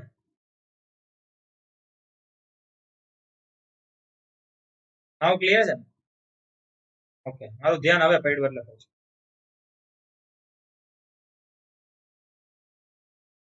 અને હા, વરસાદની તો આગાહી છે, હજી 2 દિવસ ફૂલ આગાહી છે વરસાદની, અને એમાં જે દક્ષિણ ગુજરાત છે એ સાઈડ થોડીક વધારે છે, બરોબર. ચલો, નાવ ટોપિક ઉપર આવીએ પાછા. પ્રોહિબિશન. જ્યારે કોઈ તાબાની અદાલત, હવે હું તાબાની અદાલત બોલું ને, ઇટ મીન્સ કે તાબાની અદાલત એટલે શું, તો કે હાઈકોર્ટ માટે તાલુકા અને જિલ્લાની તાબાની અદાલત થઈ જશે, અને સુપ્રીમ કોર્ટ માટે હાઈકોર્ટ પણ એક તાબાની અદાલત છે. તાબાની અદાલત ઇટ મીન્સ કે એના નીચેની અદાલત. જ્યારે કોઈ તાબાની અદાલત પોતાની મર્યાદાની બહાર જઈને કોઈ કેસ ચલાવે છે, એક્ઝામ્પલ તરીકે વાંકાનેર તાલુકા અદાલત છે, ગોંડલ તાલુકા અદાલત છે, તમારા કોઈ પણ તાલુકા અદાલત તમારા વિસ્તારની, કારણ કે અત્યારે અહીંયા બધા ઓલમોસ્ટ ઘણા બધા અલગ અલગ હશે, તો તમારા કોઈ પણ તાલુકા અદાલતની અથવા તો કોઈ જિલ્લા અદાલતની અંદર કોઈ એવો કેસ ચાલુ છે કે જે એની મર્યાદામાં નહોતો આવતો. હવે મર્યાદામાં નહોતો આવતો ઇટ મીન્સ કે હવે ઘણા બધા અલગ અલગ જોગવાઈ છે, કે જેમ કે 2 વર્ષથી વધારાની સજાની જોગવાઈ હોય તો એવો કેસ તાલુકા અદાલત નથી ચલાવી શકતી. 3 વર્ષથી વધારાની હોય એ સીધું જિલ્લામાં વહી જશે. 7 વર્ષથી હોય તો એમાં ફોજદારી હશે ને તો એ સેશનમાં વહી જશે. એનાથી વધારાની જોગવાઈ હોય તો એ હાઈકોર્ટમાં જ જવા દેવો પડશે. અલગ અલગ ક્રાઇટેરિયા છે, એ તમારે લોમાં ભણવામાં આવશે. તો જે કેસ જે અદાલતને ચલાવવાનો હોય અને જેનો અધિકાર હોય એને જ ચલાવવાનો હોય. પણ સપોઝ એવું બન્યું કે XYZ તાલુકા અદાલત, XYZ જિલ્લા અદાલત એવો કેસ ચલાવી રહી છે કે જે એની મર્યાદામાં નથી, એની પાવરમાં નથી, એના સત્તામાં નથી આવતું, તેમ છતાં એ કેસની સુનાવણી એમાં શરૂ છે, પ્રક્રિયા ચાલુ છે. અને જો આવું કોઈ વ્યક્તિ, સંસ્થા, વકીલ કે ખુદ હાઈકોર્ટને ધ્યાનમાં આવે છે, હાઈકોર્ટને પણ ધ્યાનમાં આવી શકે, કારણ કે હાઈકોર્ટનું પણ એક કાર્યક્ષેત્ર છે જેને આપણે કહેશું નિરીક્ષણ કાર્યક્ષેત્ર. નિરીક્ષણ કાર્યક્ષેત્ર ઇટ મીન્સ કે નીચલી અદાલતો ઉપર ધ્યાન રાખતી હોય છે. હવે હાઈકોર્ટમાં હું ભણાવીશ પાછું. તો એને નિરીક્ષણ કાર્યક્ષેત્ર મુજબ એને ચેક કર્યું કે ભાઈ નીચલી અદાલતો પોતાની મર્યાદાની બહાર જઈને કોઈ કેસ XYZ કોઈ અદાલત કેસ ચલાવે છે. તો હવે કેસ ચાલુ છે. કેસ જ્યારે ચાલુ હોય એ કેસને અટકાવવા માટે જે રીટ થશે એ રીટ થશે કઈ? તો પ્રોહિબિશન. સ્ટોપ ધીસ, અટકાવો, પ્લીઝ ફોરબીટ. એટલે કે તમે અટકાવો. શું કામ? તો કે તમારી મર્યાદામાં આવતું જ નથી, તમે ખોટો કેસ લઈને બેસી ગયા. એટલે કે કોઈ તાબાની અદાલત પોતાની કાર્યક્ષેત્રની બહાર જઈને કોઈ કાર્ય કરે તો તેને અટકાવવા માટે આ રીટ બહાર પાડવામાં આવશે. કાર્ય કરવું ઇટ મીન્સ કે એની સુનાવણી શરૂ છે. સુનાવણી કરે તો એને અટકાવવા માટેની રીટ હશે, એ હશે પ્રોહિબિશન. ઓકે, પણ જો બે સાથે જ સમજાવું છું, પછી પાછો હમણાં આના પછીની રીટમાં સમજાવીશ. પણ જો એનો ચુકાદો આવી ગયો હોય તો આવશે પ્રોહિબિશન, નહીં સર્ટ્યોરરી. કારણ કે હવે રોકી ન શકાણું ને, સુનાવણી તો પૂરી થઈ ગઈ, ચુકાદો આવી ગયો, આરોપીને જેલમાં મોકલી દીધો, પણ એ નહોતો આપવાનો એને ચુકાદો, તો હવે એને રદ કરવો પડશે. રદ કરવા માટે આવશે રીટ સર્ટ્યોરરી.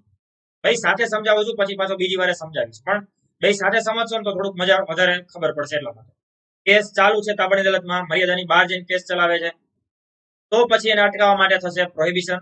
ચુકાદો આવી ગયો છે તો આના પછીની રીટ આપણે હમણાં ભણીએ સર્ટ્યોરરી આવશે. હવે આ રીટ માત્ર ન્યાયિક અને અર્ધન્યાયિક સંસ્થા વિરુદ્ધ જ થશે. ન્યાયિક અને અર્ધન્યાયિક સંસ્થા વિરુદ્ધ જાહેર કરી શકાશે. એટલે કે આ રીટ કોઈ પણ જાહેર અધિકારી, વહીવટી કાર્યોમાં કે ખાનગી પેઢી સંસ્થા વિરુદ્ધ જાહેર કરી શકાશે નહીં.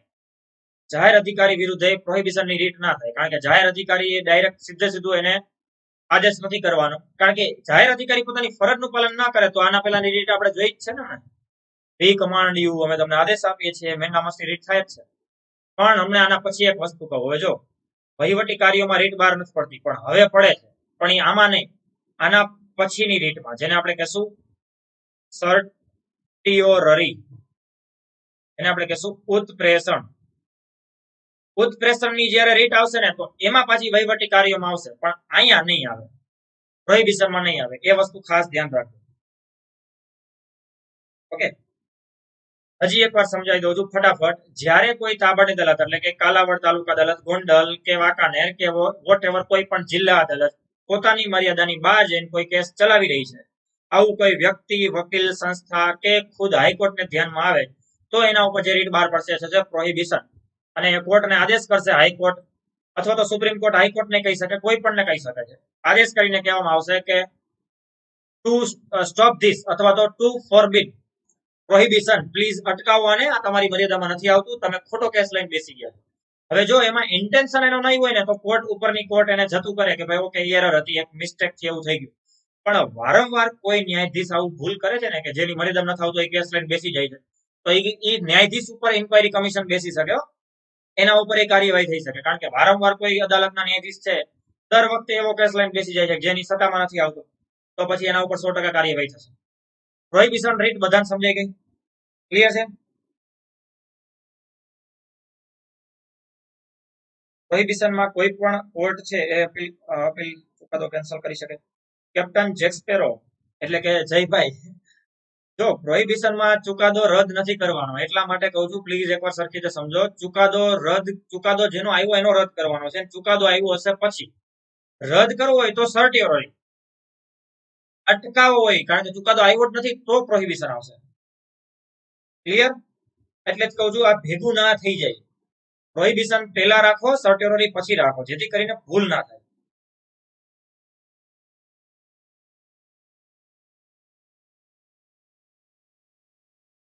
અજય જોટવા એમ કે છે કે તો અત્યારે સુપ્રીમ કોર્ટ આપણી હાઈકોર્ટમાં અપીલ કરી શકે કે દારૂબંધીનો જે કેસ ચાલે છે. પણ સાંભળો અજય જોટવા, મેં છે ને જ્યારે તમને કરંટ અફેર્સનો લેક્ચર લીધો હતો ને, જે દારૂબંધી ઉપરથી ગુજરાત હાઈકોર્ટમાં અપીલ થઈ હતી, ત્યારે મેં તમને ક્લિયર કર્યું હતું કે ગુજરાત હાઈકોર્ટે એટલા માટે એક્સેપ્ટ કર્યું છે કારણ કે એ જે પહેલી અપીલ થઈ હતી ને સુપ્રીમ કોર્ટમાં, જે બીજો એક કેસ હતો એ નથી આમાં. પહેલો જે સુપ્રીમ કોર્ટમાં પ્રોહિબિશન માટે અપીલ થઈને કેસ થયો ને, એ જે ઔષધિ એક્ટ છે ને, આલ્કોહોલનું સેલિંગ કરવું એક પ્રોડક્ટ અને એક દવા તરીકે એના ઈ કેસ મુજબ થયું હતું. ત્યારે આમાં તો આર્ટિકલ 21 નું વાયોલેશન છે એમ કહીને અપીલ થઈ છે, એટલા માટે એક્સેપ્ટ કર્યું છે. ઓકે, હા, સર્ટ્યોરરીમાં ચુકાદો આવ્યો હોય તો રદ કરવાનો, પ્રોહિબિશન જે હશે એમાં સ્ટોપ કરવાનો. ક્લિયર? ચલો, ઓકે, ન્યાયિક અર્ધન્યાયિક સમજાવી દો. ચલો, જો ન્યાયિક નો મતલબ થાય કે કોઈ સ્પેસિફિક ક્રાઇટેરિયા ફિક્સ નથી. ન્યાયિક નો મતલબ થાય એવી સંસ્થા કે જેના માટે કોઈ એવી લિમિટેશન નથી, કોઈ પણ પ્રકારના ચુકાદા આપે છે, કોઈ પણ પ્રકારના એમાં તમે અપીલ કરી શકો, કોઈ પણ પ્રકારના કેસ ત્યાં જઈ શકે, એને સંપૂર્ણ જ્યુડિશિયરી અથવા તો ન્યાયિક સંસ્થા કહેવાય. અર્ધન્યાયિક એટલે કે ક્વાસી જ્યુડિશિયરી, જેને અર્ધન્યાયિક કહેશું. અર્ધન્યાયિક નો મતલબ થાય સ્પેસિફિક કોઈ પણ એક સેક્ટર માટેની અદાલત. સ્પેસિફિક કોઈ એક સેક્ટર માટેની અદાલત, ઇટ મીન્સ કે જેમ કે એનજીટી કહો તો એનજીટી છે અર્ધન્યાયિક થઈ ગયું, અથવા તો જેને તમે ટ્રિબ્યુનલ પણ કહી શકો. તો એનજીટી માં જસ્ટ ઓનલી પર્યાવરણના જ કેસ ચાલશે, બીજા કોઈ કેસ નહીં ચાલે, એટલે એને અર્ધન્યાયિક સંસ્થા કહેવાય. હવે સમજાઈ ગયું? જે અર્ધન્યાયિક એટલે અડધો ન્યાય કરે છે અડધો બાકી રાખી દે એમ નહીં. અર્ધન્યાયિક ઇટ મીન્સ કે એવી સંસ્થા કે જેને બધું જ કાર્યક્ષેત્ર નથી મળ્યું, જસ્ટ એક સ્પેસિફિક કોઈ એક બાબત પૂરતું જ કાર્યક્ષેત્ર મળ્યું છે કે જેના માટે જે કોઈ કોર્ટમાં કેસ ચલાવી શકે છે, એને કહેશું ક્વાસી જ્યુડિશિયરી એટલે કે અર્ધન્યાયિક. અને ન્યાયિક ઇટ મીન્સ કે એવું કોઈ લિમિટેશન નથી. નાવ ક્લિયર? સંધ્યા, શું નામ હતું? સંધ્યા રાઠોડ. નાવ ક્લિયર છે તમને?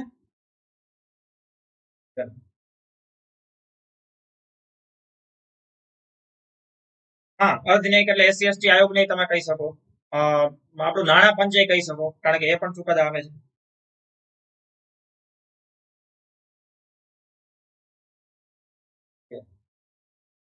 ચલો, નાવ પ્રોહિબિશન બધાને સમજાઈ ગયું છે. નાવ એના પછીની જોઈ લઈએ સર્ટ્યોરરી, જેને આપણે કહેશું ઉત્પ્રેષણ.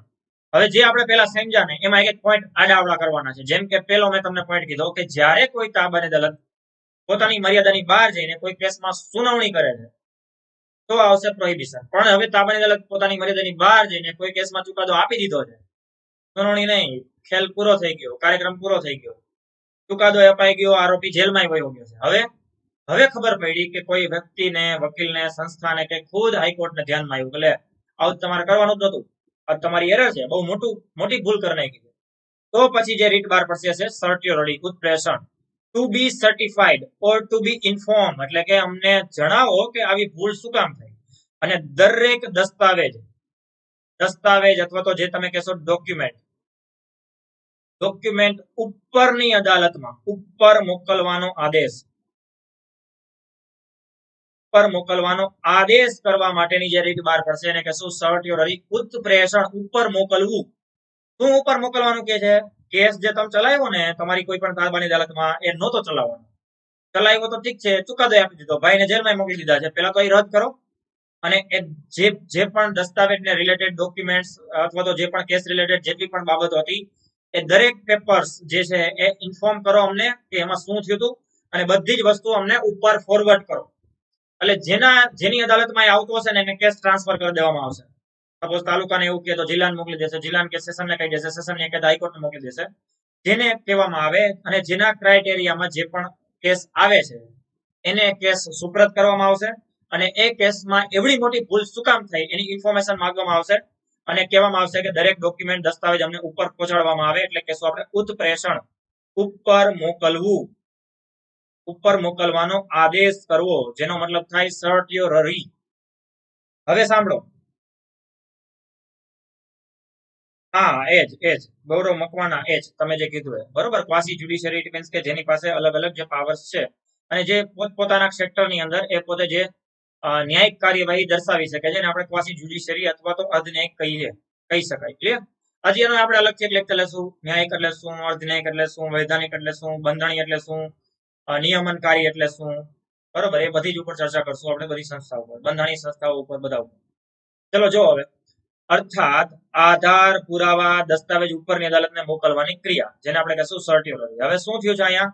તો કે કોઈ અદાલત પોતાની મર્યાદાની બહાર જઈને કોઈ કેસમાં ચુકાદો આપે, ચુકાદો આવી ગયો છે, માં કેસ ચાલુ હતો, તો તે કેસની તપાસ માટે ઉપરની અદાલતને તે કેસને લગતા પેપર્સ, આધાર, પુરાવા મંગાવવા માટેનો આદેશ કરી તે ચુકાદાને રદ કરીને યોગ્ય અદાલતને મોકલવાનો આદેશ કરવા માટેની જે રીત બહાર પાડવામાં આવશે એને કહેશું આપણે ઉત્પ્રેષણ.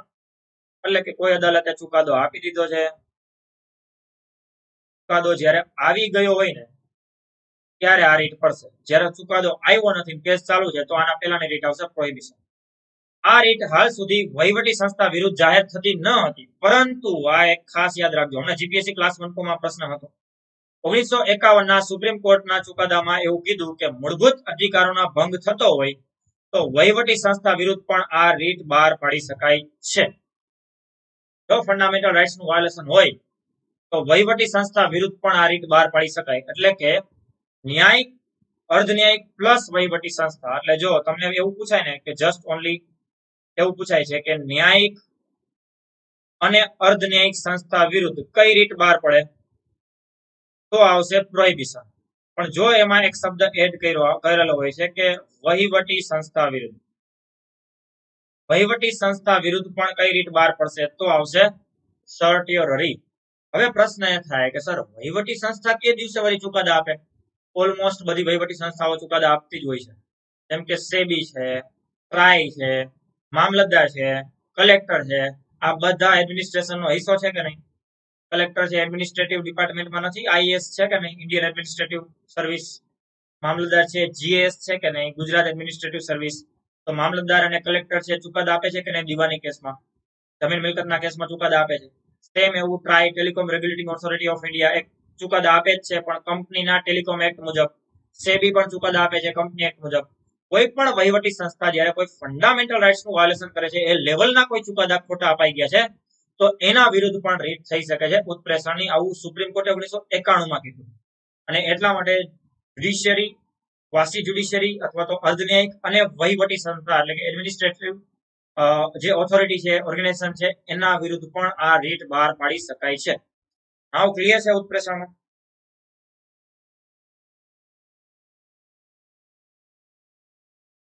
શું કીધું તમે સર? તો અત્યારે જે સર્ટિયોરની રીટ હોય એના પહેલા જે કોઈ કાયદો હોય ત્યારે એ કાયદો પ્રમાણે કોઈને સજા થઈ હોય અને પછી પાછું અદાલતમાં તો કેસ ફરી સ્ટાર્ટ થઈ ગયો હોય, તો ગુના માટે સજા વધી ગઈ હોય તો કયા પ્રમાણે સજા આપી શકાય? મને સમજાણું જ નહીં, તમે શું પૂછો?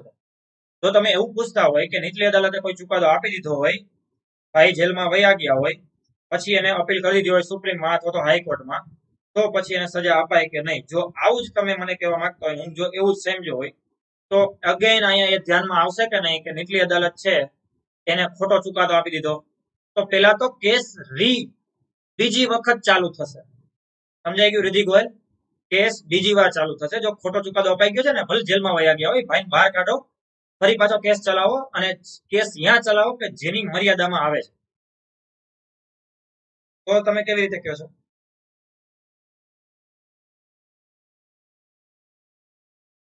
જો સર્ટિયોરની રીટ થઈ હોય એ પેલા કોઈ કાયદો હોય એ પ્રમાણે, કાયદો નથી, કાયદા મુજબ નથી સજા થતી, કાયદા મુજબની વાત નથી.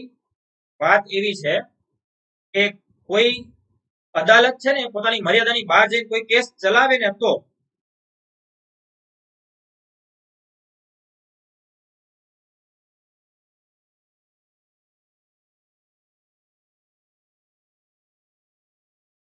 હા લડી શકે, 100% હાઈકોર્ટમાં જઈ શકે.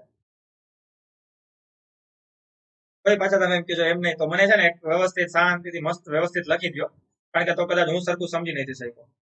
નિરાતે લખીને મને દો, બરોબર? ત્યાં સુધી હું બીજી રીતે બનાવી દઉં, મતલબ સમજાવી દઉં છું, પછી હું તમને એક્સપ્લેન કરી દઉં. ઓકે? હા, દિશા રાવલ 100% જઈ શકે છે, હાઈકોર્ટમાં અપીલ થઈ શકે. ઓકે ઓકે ડન, ચલો વાંધો નહીં. હા, મને પર્સનલમાં મેસેજ કરી દેજો, હું ક્લિયર કરી દઈશ.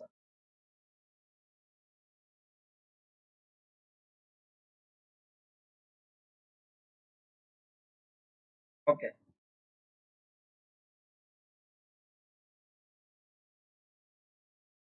ચલો નાવ અધિકાર પૂછા કો વરંટો.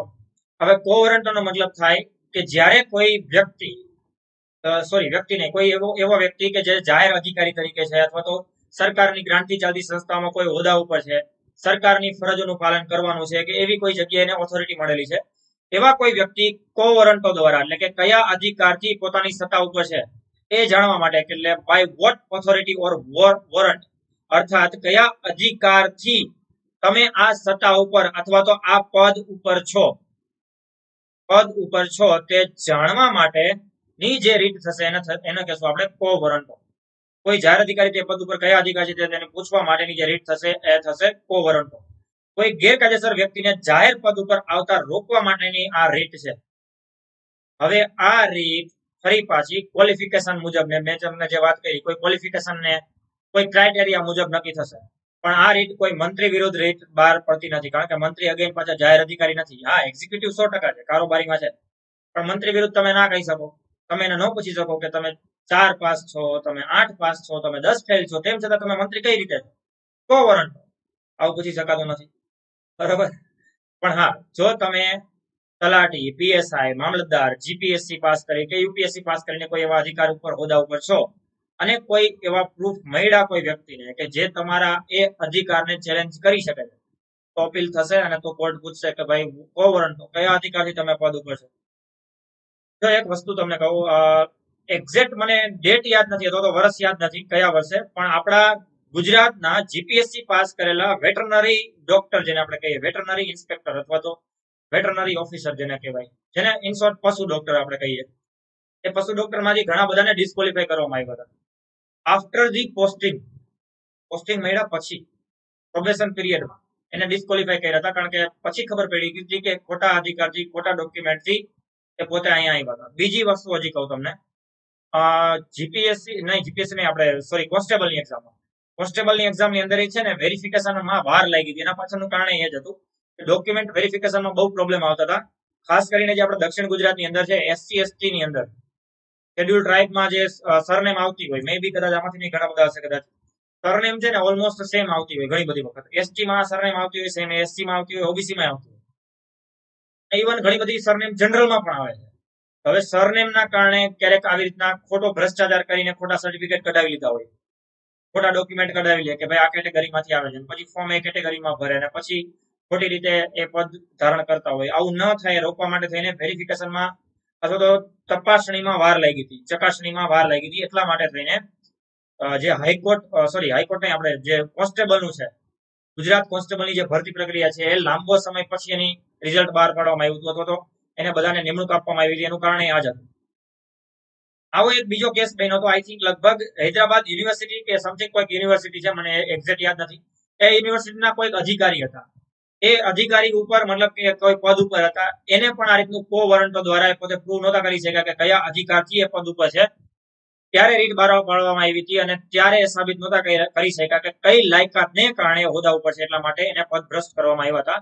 પહેલા તો પદ ભ્રષ્ટ થશે, પછી સજા અલગથી થશે, સમજાઈ ગયું? પછી સજા અલગથી થઈ શકે. જો બીજું પાછો અહીંયા એક ક્લિયર કરી દો કે તમે ગમે એના ઉપર આવી રીટ નથી કરી શકતા. તમે કાલ સવારે કોઈ જગ્યાએ જાઓ, કોઈ રોડ ઉપર તમને રોકે તો ભાઈ લાવો લાયસન્સ ના અંતે, અને પછી એમ તમે કહો કે તમે પીએસઆઈ છો, તો કે હા, તો કે લાગતું તો નથી. કે લાગતું નથી એટલે કયા અધિકારથી પીએસઆઈ છો, વિચ બરોબર કઈ લાયકાતના આધારે તમે પીએસઆઈ બન્યા? લાગતું તો નથી તમે દોડી શકો એવું, લાગતું તો નથી તમારી હાઈટ હોય એવું. આવું નથી કહી શકાતું. અને તમે કોઈને આવું કહીને અથવા તો પછી એના આધારે તમે હાઈકોર્ટમાં ખોટે ખોટી અપીલ કરો છો વિધાઉટ એવિડન્સ, તો સામેવાળી વ્યક્તિ તમારા ઉપર અગેન બદનક્ષીનો દાવો કરી શકે છે, માનહાનિનો દાવો કરી શકે છે, અને એવું કહી શકે છે કે ભાઈ તમે મારું માન બગાડ્યું, મને બદનામ કર્યા, મને પૂછો છો કે કયા લાયક નથી. તો દરરોજ સાંજ સુધીમાં પીએસઆઈ ને 5 જણા પૂછે કો વરંટો કયા અધિકારથી, તો એવું નથી કરી શકાતું. હા, તમારી પાસે કોઈ સ્ટ્રોંગ એવિડન્સ છે, તમારી પાસે કઈક એવું એવિડન્સ હાથમાં આવ્યું છે કે લાસ્ટ ટાઈમ પીએસઆઈ ની અંદર કોઈ વ્યક્તિને ગ્રાઉન્ડમાં એટલા માટે ડિસ્કોલિફાય કર્યા હતા જસ્ટ બીકોઝ એની હાઈટ નહોતી, 3-4 સેન્ટીમીટરની હાઈટ ઓછી હતી અને ડિસ્કોલિફાય કર્યા હતા. અને આ વખતે એક પીએસઆઈ માં આવી ગયા છે, તો હાઈટ કોઈ દિવસ એક એજ પછી ના વધે, બરોબર? એક એજ પછી જનરલી હાઈટ નથી વધતી. હવે હું કોઈ સાયન્ટિસ્ટ લગભગ સાયન્ટિફિકલી નથી વધતી, મારું એવું માનવું છે. પછી એના માટેની કોઈ દવા ઇન્જેક્શન આવતો હોય તો મને ખબર નથી, પણ જનરલી સાયન્ટિફિકલી કોઈની હાઈટ અચાનક 4 ઇંચ ના વધી જાય, એ બહુ એક શોર્ટ ગાળામાં. હવે તમારી પાસે એવિડન્સ છે કે લાસ્ટ ટાઈમ એને ડિસ્કોલિફાય કર્યા હતા, તમારી પાસે કઈક એવું એવિડન્સ છે કે મેડિકલી એ ડિસ્કોલિફાય થયેલા છે, અને પછી અથવા તો પીએસઆઈ માં ગ્રાઉન્ડમાં એને ડિસ્કોલિફાય કરે, જે 2 મહિના પહેલાનું ગ્રાઉન્ડ હતું કે જેમાં 4 ઇંચથી ઓછી હાઈટમાં કારણે એને ડિસ્કોલિફાય કર્યા, અને 2 મહિના પછી કોન્સ્ટેબલના ગ્રાઉન્ડમાં એને પાસ કરે છે. હવે તમારી પાસે એવિડન્સ છે અને પછી તમે એના આધારે કોર્ટમાં અપીલ કરો છો ભવિષ્યમાં, અને પછી પૂછો છો કે કો વરંટો કયા અધિકારથી તમે પીએસઆઈ ના બન્યા છો, તો પછી કોર્ટ પૂછશે, અને જો એ સાબિત નથી કરી શકતા તો ડિસ્કોલિફાય થશે, પણ ભ્રષ્ટ પણ થશે, સમજાઈ ગયું? પણ જસ્ટ સબૂત કંઈક એવા હોવા જોઈએ કે જેના આધારે કોર્ટ એ વસ્તુ એક્સેપ્ટ કરે. બાકી એમનેમ કપીલ કરીને પહોંચી જાવ તો કોઈના અધિકાર ઉપર તમે ડાયરેક્ટ એ રીતની શંકા કરી શકતા નથી.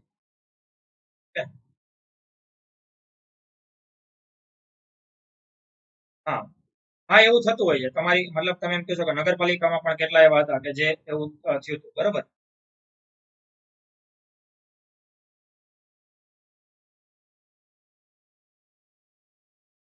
ચલો, પણ હવે કહેવાનો મતલબ કે આવા કોઈ એવિડન્સ જોઈએ. ઇન શોર્ટ મેં કહેવાનો મારો મતલબ એ છે કે તમારી પાસે કોઈ એવા તથ્યો પુરાવા હોવા જોઈએ કે જેથી કરીને કોર્ટ એ વસ્તુ એક્સેપ્ટ કરશે. ક્લિયર?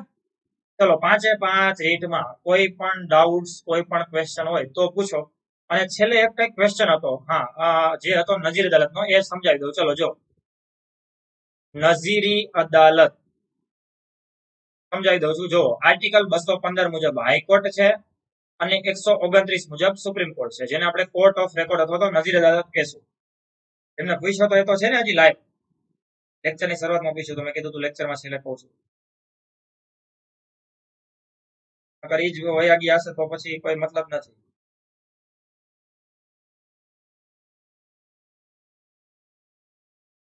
તમે ક્વેશ્ચન પૂછ્યો તો એ છે કે નહીં, પોતાની હાજરી દર્શાવી દેજો. પણ હવે વાંધો નહીં, મેં કીધું તું કે લાસ્ટમાં કહી દઈશ, તો ચલો એકવાર ક્લિયર કરી દઉં છું. 200 કદાચ નહીં હોય તો એ પછી રેકોર્ડેડ થઈ જશે, કદાચ નહીં હોય તો, અને હશે તો જોઈ લે. ચલો, જુઓ 215 અને 129. અચ્છા, ઓકે, આવી ગયા એન્જિનિયર પંકજ કલોત્રા. ચલો, હા, આવી ગયા, હાજરી પુરાઈ દીધી. અમારા એક મામલતદાર જે છે મેડમ, બેંક નવસારીમાં એક પ્રોપર્ટીમાંથી 9 લાખ લોન લીધી હતી. તેનો કેસ ચાલુ હતો જીપીએસસીમાં. કોઈ કેસ ચાલુ હતો જણાવેલું નથી, તો શું હાલ શું પરિસ્થિતિ ઊભી થઈ શકે? મતલબ કઈક રીતનો કેસ ચાલુ હતો. હવે તો એ તો પછી મને આઈડિયા નથી કે જીપીએસસી ના કોઈ એવા નિયમ છે કે નહીં, કે હા, પણ જો કોઈ એવો કેસ ચાલુ હશે કે જેની અંદરથી તમે મતલબ કોઈ એવા ઘણા બધા કેસ ચાલુ હોય ને તો તમને પોસ્ટિંગ નથી મળતું. ઘણા બધા એવા રૂલ્સ છે, પણ એનો મતલબ એ નથી કે કોઈ પણ પ્રકારના કેસ. પછી એ દીવાની છે, ફોજદારી છે, એ જોવું પડે. કોગ્નિઝેબલ છે, નોન કોગ્નિઝેબલ છે, એ જોવું પડે. તો એના ક્રાઇટેરિયા જે પણ રૂલ્સ રેગ્યુલેશન હશે. પણ હા, જો એના રૂલ્સ રેગ્યુલેશન ની બહાર જઈને જે તે સમયે કઈ એવી એવિડન્સ કઈ છુપાયું હોય તો પછી એ ડિસ્કોલિફાઈ થઈ શકે છે. અથવા તો પછી એ પાછા પોતે કોર્ટમાં જશે અને પોતે કહેશે કે ભાઈ આ કેસ પછી ફાઇલ થયો છે, વોટ એવર, પછી સિવિલ સૂટ ફાઇલ થયો તો પછી એ બની શકે કે એમાં શું થાય. ઓકે, બસ એકદમ મજામાં રાકેશભાઈ. ના, હવે જો આ ક્લિયર કરી દઉં છું. નજીર અદાલત જે પંકજભાઈ હમણાં ક્વેશ્ચન કર્યો હતો શરૂઆતમાં, જો આર્ટિકલ 215 મુજબ હાઈકોર્ટ અને 129 મુજબ સુપ્રીમ કોર્ટ નજીર અદાલત છે, જેને આપણે કહીશું court of record. Court of record it means કે સુપ્રીમ કોર્ટ હાઈકોર્ટ દ્વારા કોઈ પણ ચુકાદો આપવામાં આવે તો પહેલા તો એને દ્રષ્ટાંત રૂપે અન્ય અદાલતમાં ટાંકી શકો છો.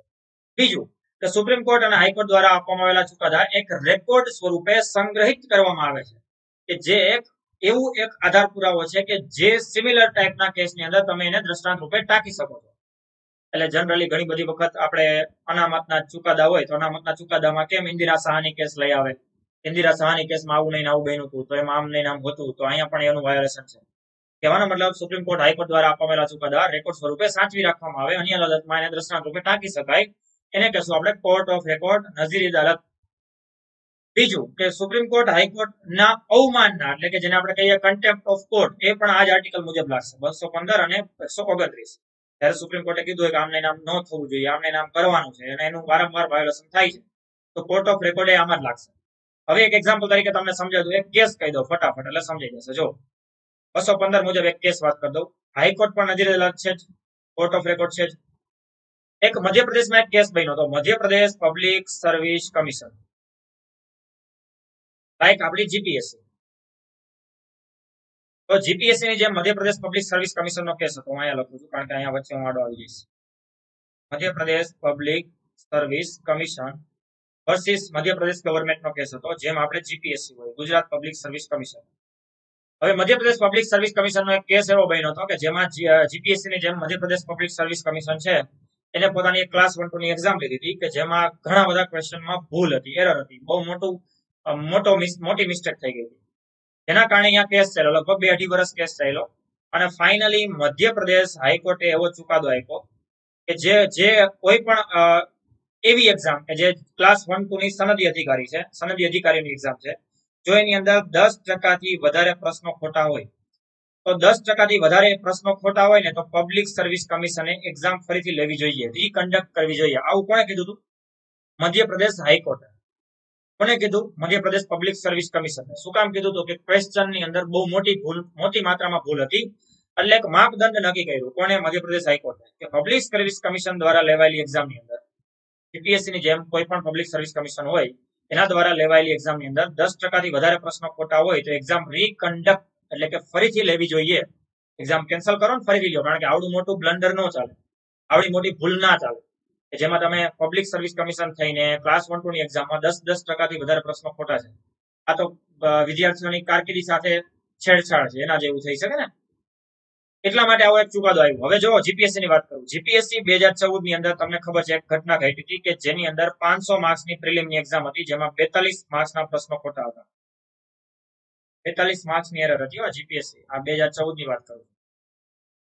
અને આ 2014 ની જીપીએસસી મારી ફર્સ્ટ જીપીએસસી હતી, પણ ત્યારે બસ એમનામ આપી હતી, જેમ તમે અત્યારે ઘણા બધા એમનામ આપતા હશો, કારણ કે ત્યારે મારું એમબીએ રનિંગ હતું અને જસ્ટ એમનામ એક્ઝામ આપી દેવાની ખાતર આપી હતી, બરોબર. કઈ એટલી બધું ખબર નહોતી કે શું હોય શું નહીં એમ.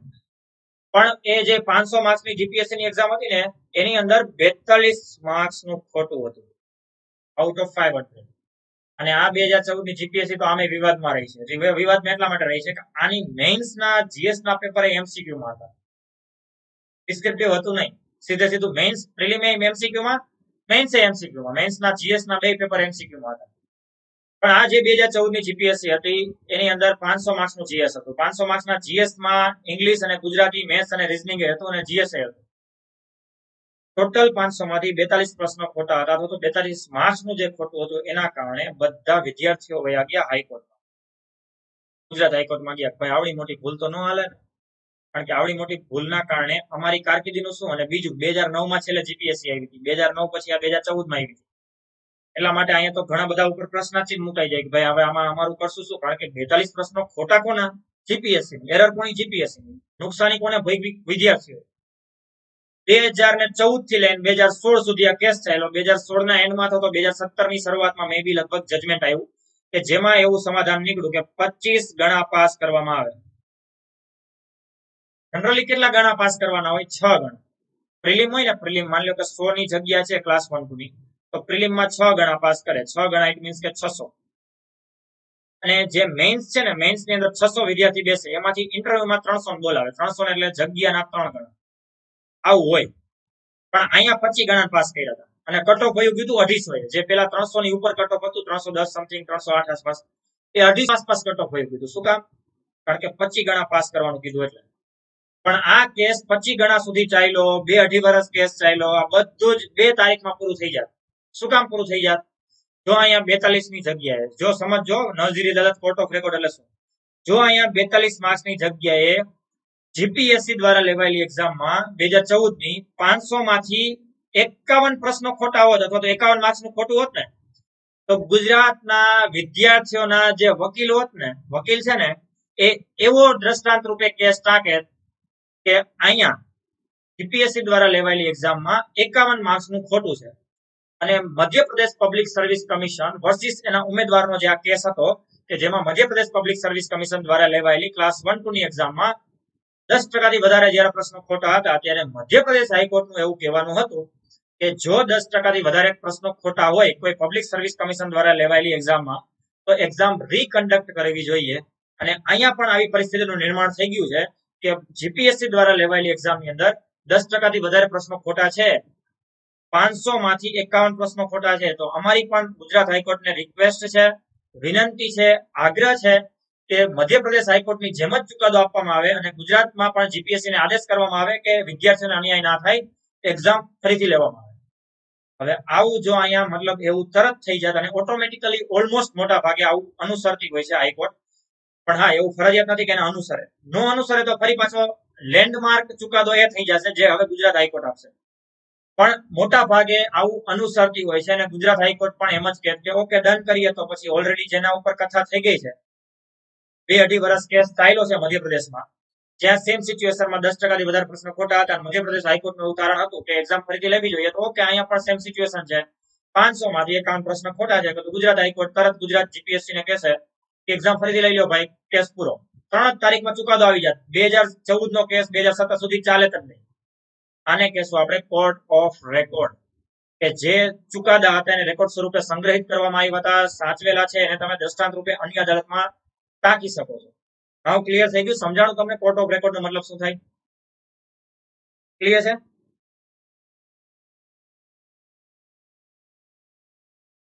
ક્લિયર? તો આને કહેવાય કોર્ટ ઓફ રેકોર્ડ, નજીરી અદાલત. પણ આ કેસ એવો હતો નહીં. શું કામ નહોતો? કારણ કે અહીંયા 10% પ્રશ્નો ખોટા નહોતા, 42 માર્ક્સ નહોતું, એટલે અહીંયા કઈક નવો જ ચુકાદો આવે. કહેવાનો ઇન શોર્ટ મતલબ એ છે કે અલગ અલગ પરિસ્થિતિમાં અલગ અલગ ચુકાદા હોય તો કોઈ પ્રોબ્લેમ નથી, પણ એક જ પરિસ્થિતિમાં અલગ અલગ ચુકાદા હોય તો પછી એક તંત્ર ન્યાય વ્યવસ્થા કહેવાય જ નહીં. થઈ ગયું?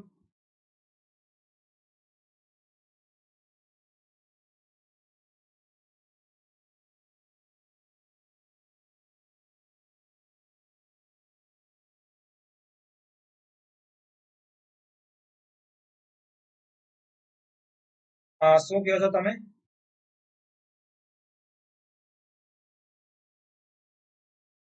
દિનેશ દાસા સર એપ્રિલમાં 2015 થી 2016 chairman standing committee for PCS chairman as a 9 member of committee, now 29 chairman to coordinate with UPSC since running. હા તો છે જ.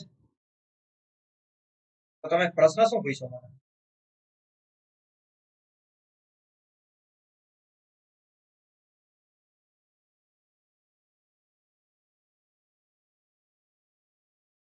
નીચલી અદાલતમાં ટ્રિબ્યુનલ અને અર્ધન્યાયિક સંસ્થાઓ સત્તાવાળાઓને તેમની સત્તાની બહાર કોઈ પણ કરવા પર પ્રતિબંધ રીટ મૂકી શકાય. હા 100%.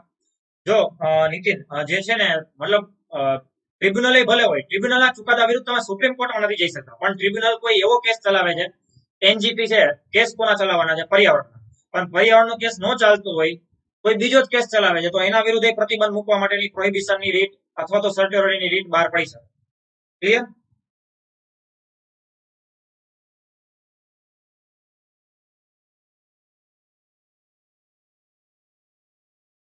આર્ટિકલ અને સેક્શન ડિફરન્ટ છે. હા, આર્ટિકલ એટલે અનુચ્છેદ અને સેક્શન ઇટ મીન્સ કે પાર્ટ.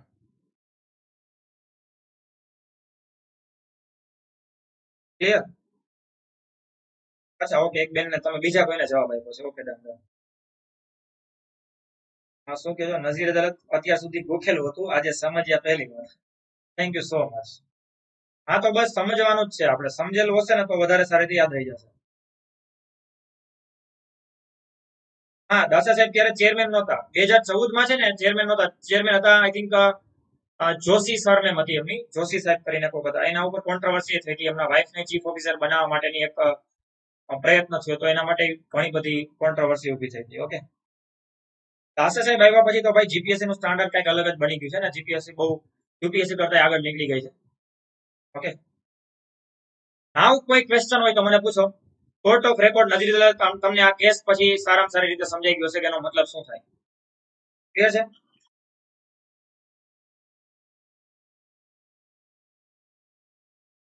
હા, વ્યાપમ ખાલી એક વ્યાપમ નથી, વ્યાપમ આખું વસ્તુ. જો વ્યાપમ જોયું ને ધર્મ, એ તો આપણા ગૌણ સેવાની જેમ છે, એ કોઈ મધ્યપ્રદેશ પબ્લિક સર્વિસ કમિશન નથી.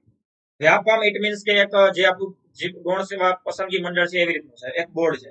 હું વાત કરું છું exactly only for Madhya Pradesh public service કમિશનનો એક કેસ. તમે જસ્ટ એક ગૂગલ કરજો, મે બી તમને કદાચ આ કેસ પણ મળી જશે.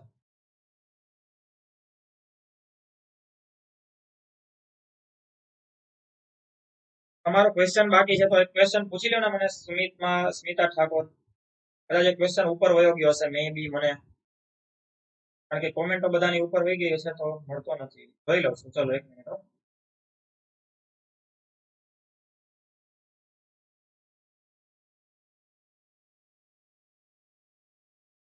સ્પેશિયલ ક્લાસમાં ક્વેશ્ચન કરાવેલો, એમાં તો રીત 6 હતી, જાહેર હિત વાળી રીત. સ્મિતા ઠાકોર, તમે મે બી થોડાક લેટ જોઈન થયા છો.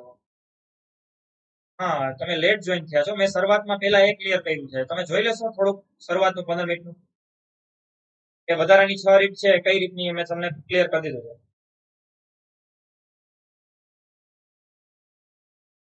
હા, ગુજરાત 360 માં અ, ગુજરાત 360 માં છે ને મારા શરૂઆતના લેક્ચર છે ને ભાગ 2 સુધીના સિટીઝનશીપના એ ગુજરાત 360 માં છે. એના પછી ભાગ 3 થી લેક્ચર હવે લેટ્સ ક્રેક ગુજરાત એક્ઝામમાં છે. ઓકે,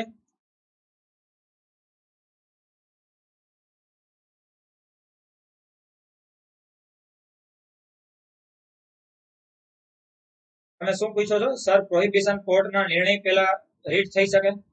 હા, 100%. રીટ જો નિર્ણય નો આવે એટલા માટે તો પ્રોહિબિશન છે. તમે સમજ્યા નથી મયુરી ચાવડા. હું એ જ સમજાવવા માંગુ છું કે જ્યારે જે ચુકાદો નથી આવ્યો ને તો ચુકાદો આવતા અટકાવવા માટે પ્રોહિબિશન છે, સ્ટોપ કરવા માટે. ચુકાદો આવી ગયો તો ક્યાં રોકી શકાય? રોકી જ ન શકાય એટલે તો સર્ટિફિકેટ કરવી પડી. હવે ક્લિયર?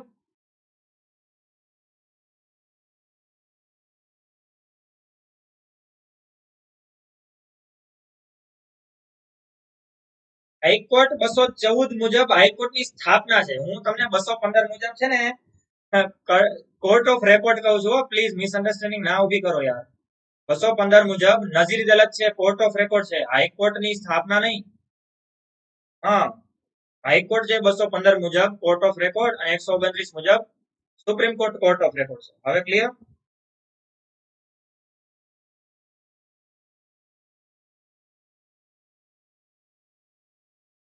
હવે કઈ ક્વેશ્ચન હોય તો મને પૂછો. એની ડાઉટ? ઓકે, ચલો તો આટલું રાખીએ. જીપીએસસી બિન સચિવાલય કોઈ પણ તમે તૈયારી કરતા હોય તો તમે પ્લસ નું સબસ્ક્રિપ્શન લઈ શકો છો. 1 મહિનાનું સબસ્ક્રિપ્શન 1400 રૂપિયામાં પડશે, 24 મહિનાનું 8400 માં, જેમાં 7560 થઈ જશે. ઝાલા 10 કોડ. જો લાસ્ટ 2 ડેઝ છે, બરોબર, આજે 20 તારીખ થઈ ગઈ, 21 અને 22, છેલ્લી તારીખ 22, 23 તારીખથી પ્રાઇસ વધી જાય છે, 10,000 ની ઉપર થઈ જાય છે. તો જો પ્લાન કરતા હોય તો લઈ લેજો, તમને જ વધારે બેનિફિટ થઈ જશે, બીજું કઈ નહીં. અને બીજું અત્યારે એ છે કે 12 મહિના ઉપર 3 મહિના અને 24 મહિના ઉપર વધારાનું 4 મહિનાનું તમને સબસ્ક્રિપ્શન મળી જશે. Okay,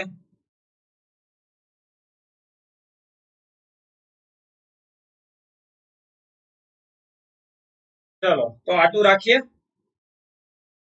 thanks all of you. કાલે મળીએ રાત્રે 10 વાગે ફરી પાછા.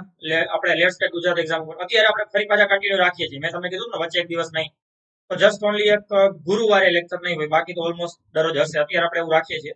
નેક્સ્ટ મંથમાં નવું એક આખું ટાઈમ ટેબલ તમને આવી જઈશ, કારણ કે એક વીક માટે થઈને કઈ મોટા ચેન્જીસ નથી કરવા. બધું ટાઈમ ટેબલ તમને આવતા મહિને મળી જશે. અને બીજું 24 અથવા તો 25 તારીખે મારો પ્લસ કોર્સ આવી જશે, જે અત્યારે આપી દીધો છે મેં તમને. બધું આખું એક ટેકનિકલ ટીમ છે લોન્ચ કરી દે, બસ એટલી વાર છે. ઓકે, ચલો આગળ રાખીએ છીએ. Thanks all of you. જય હિન્દ, જય ભારત.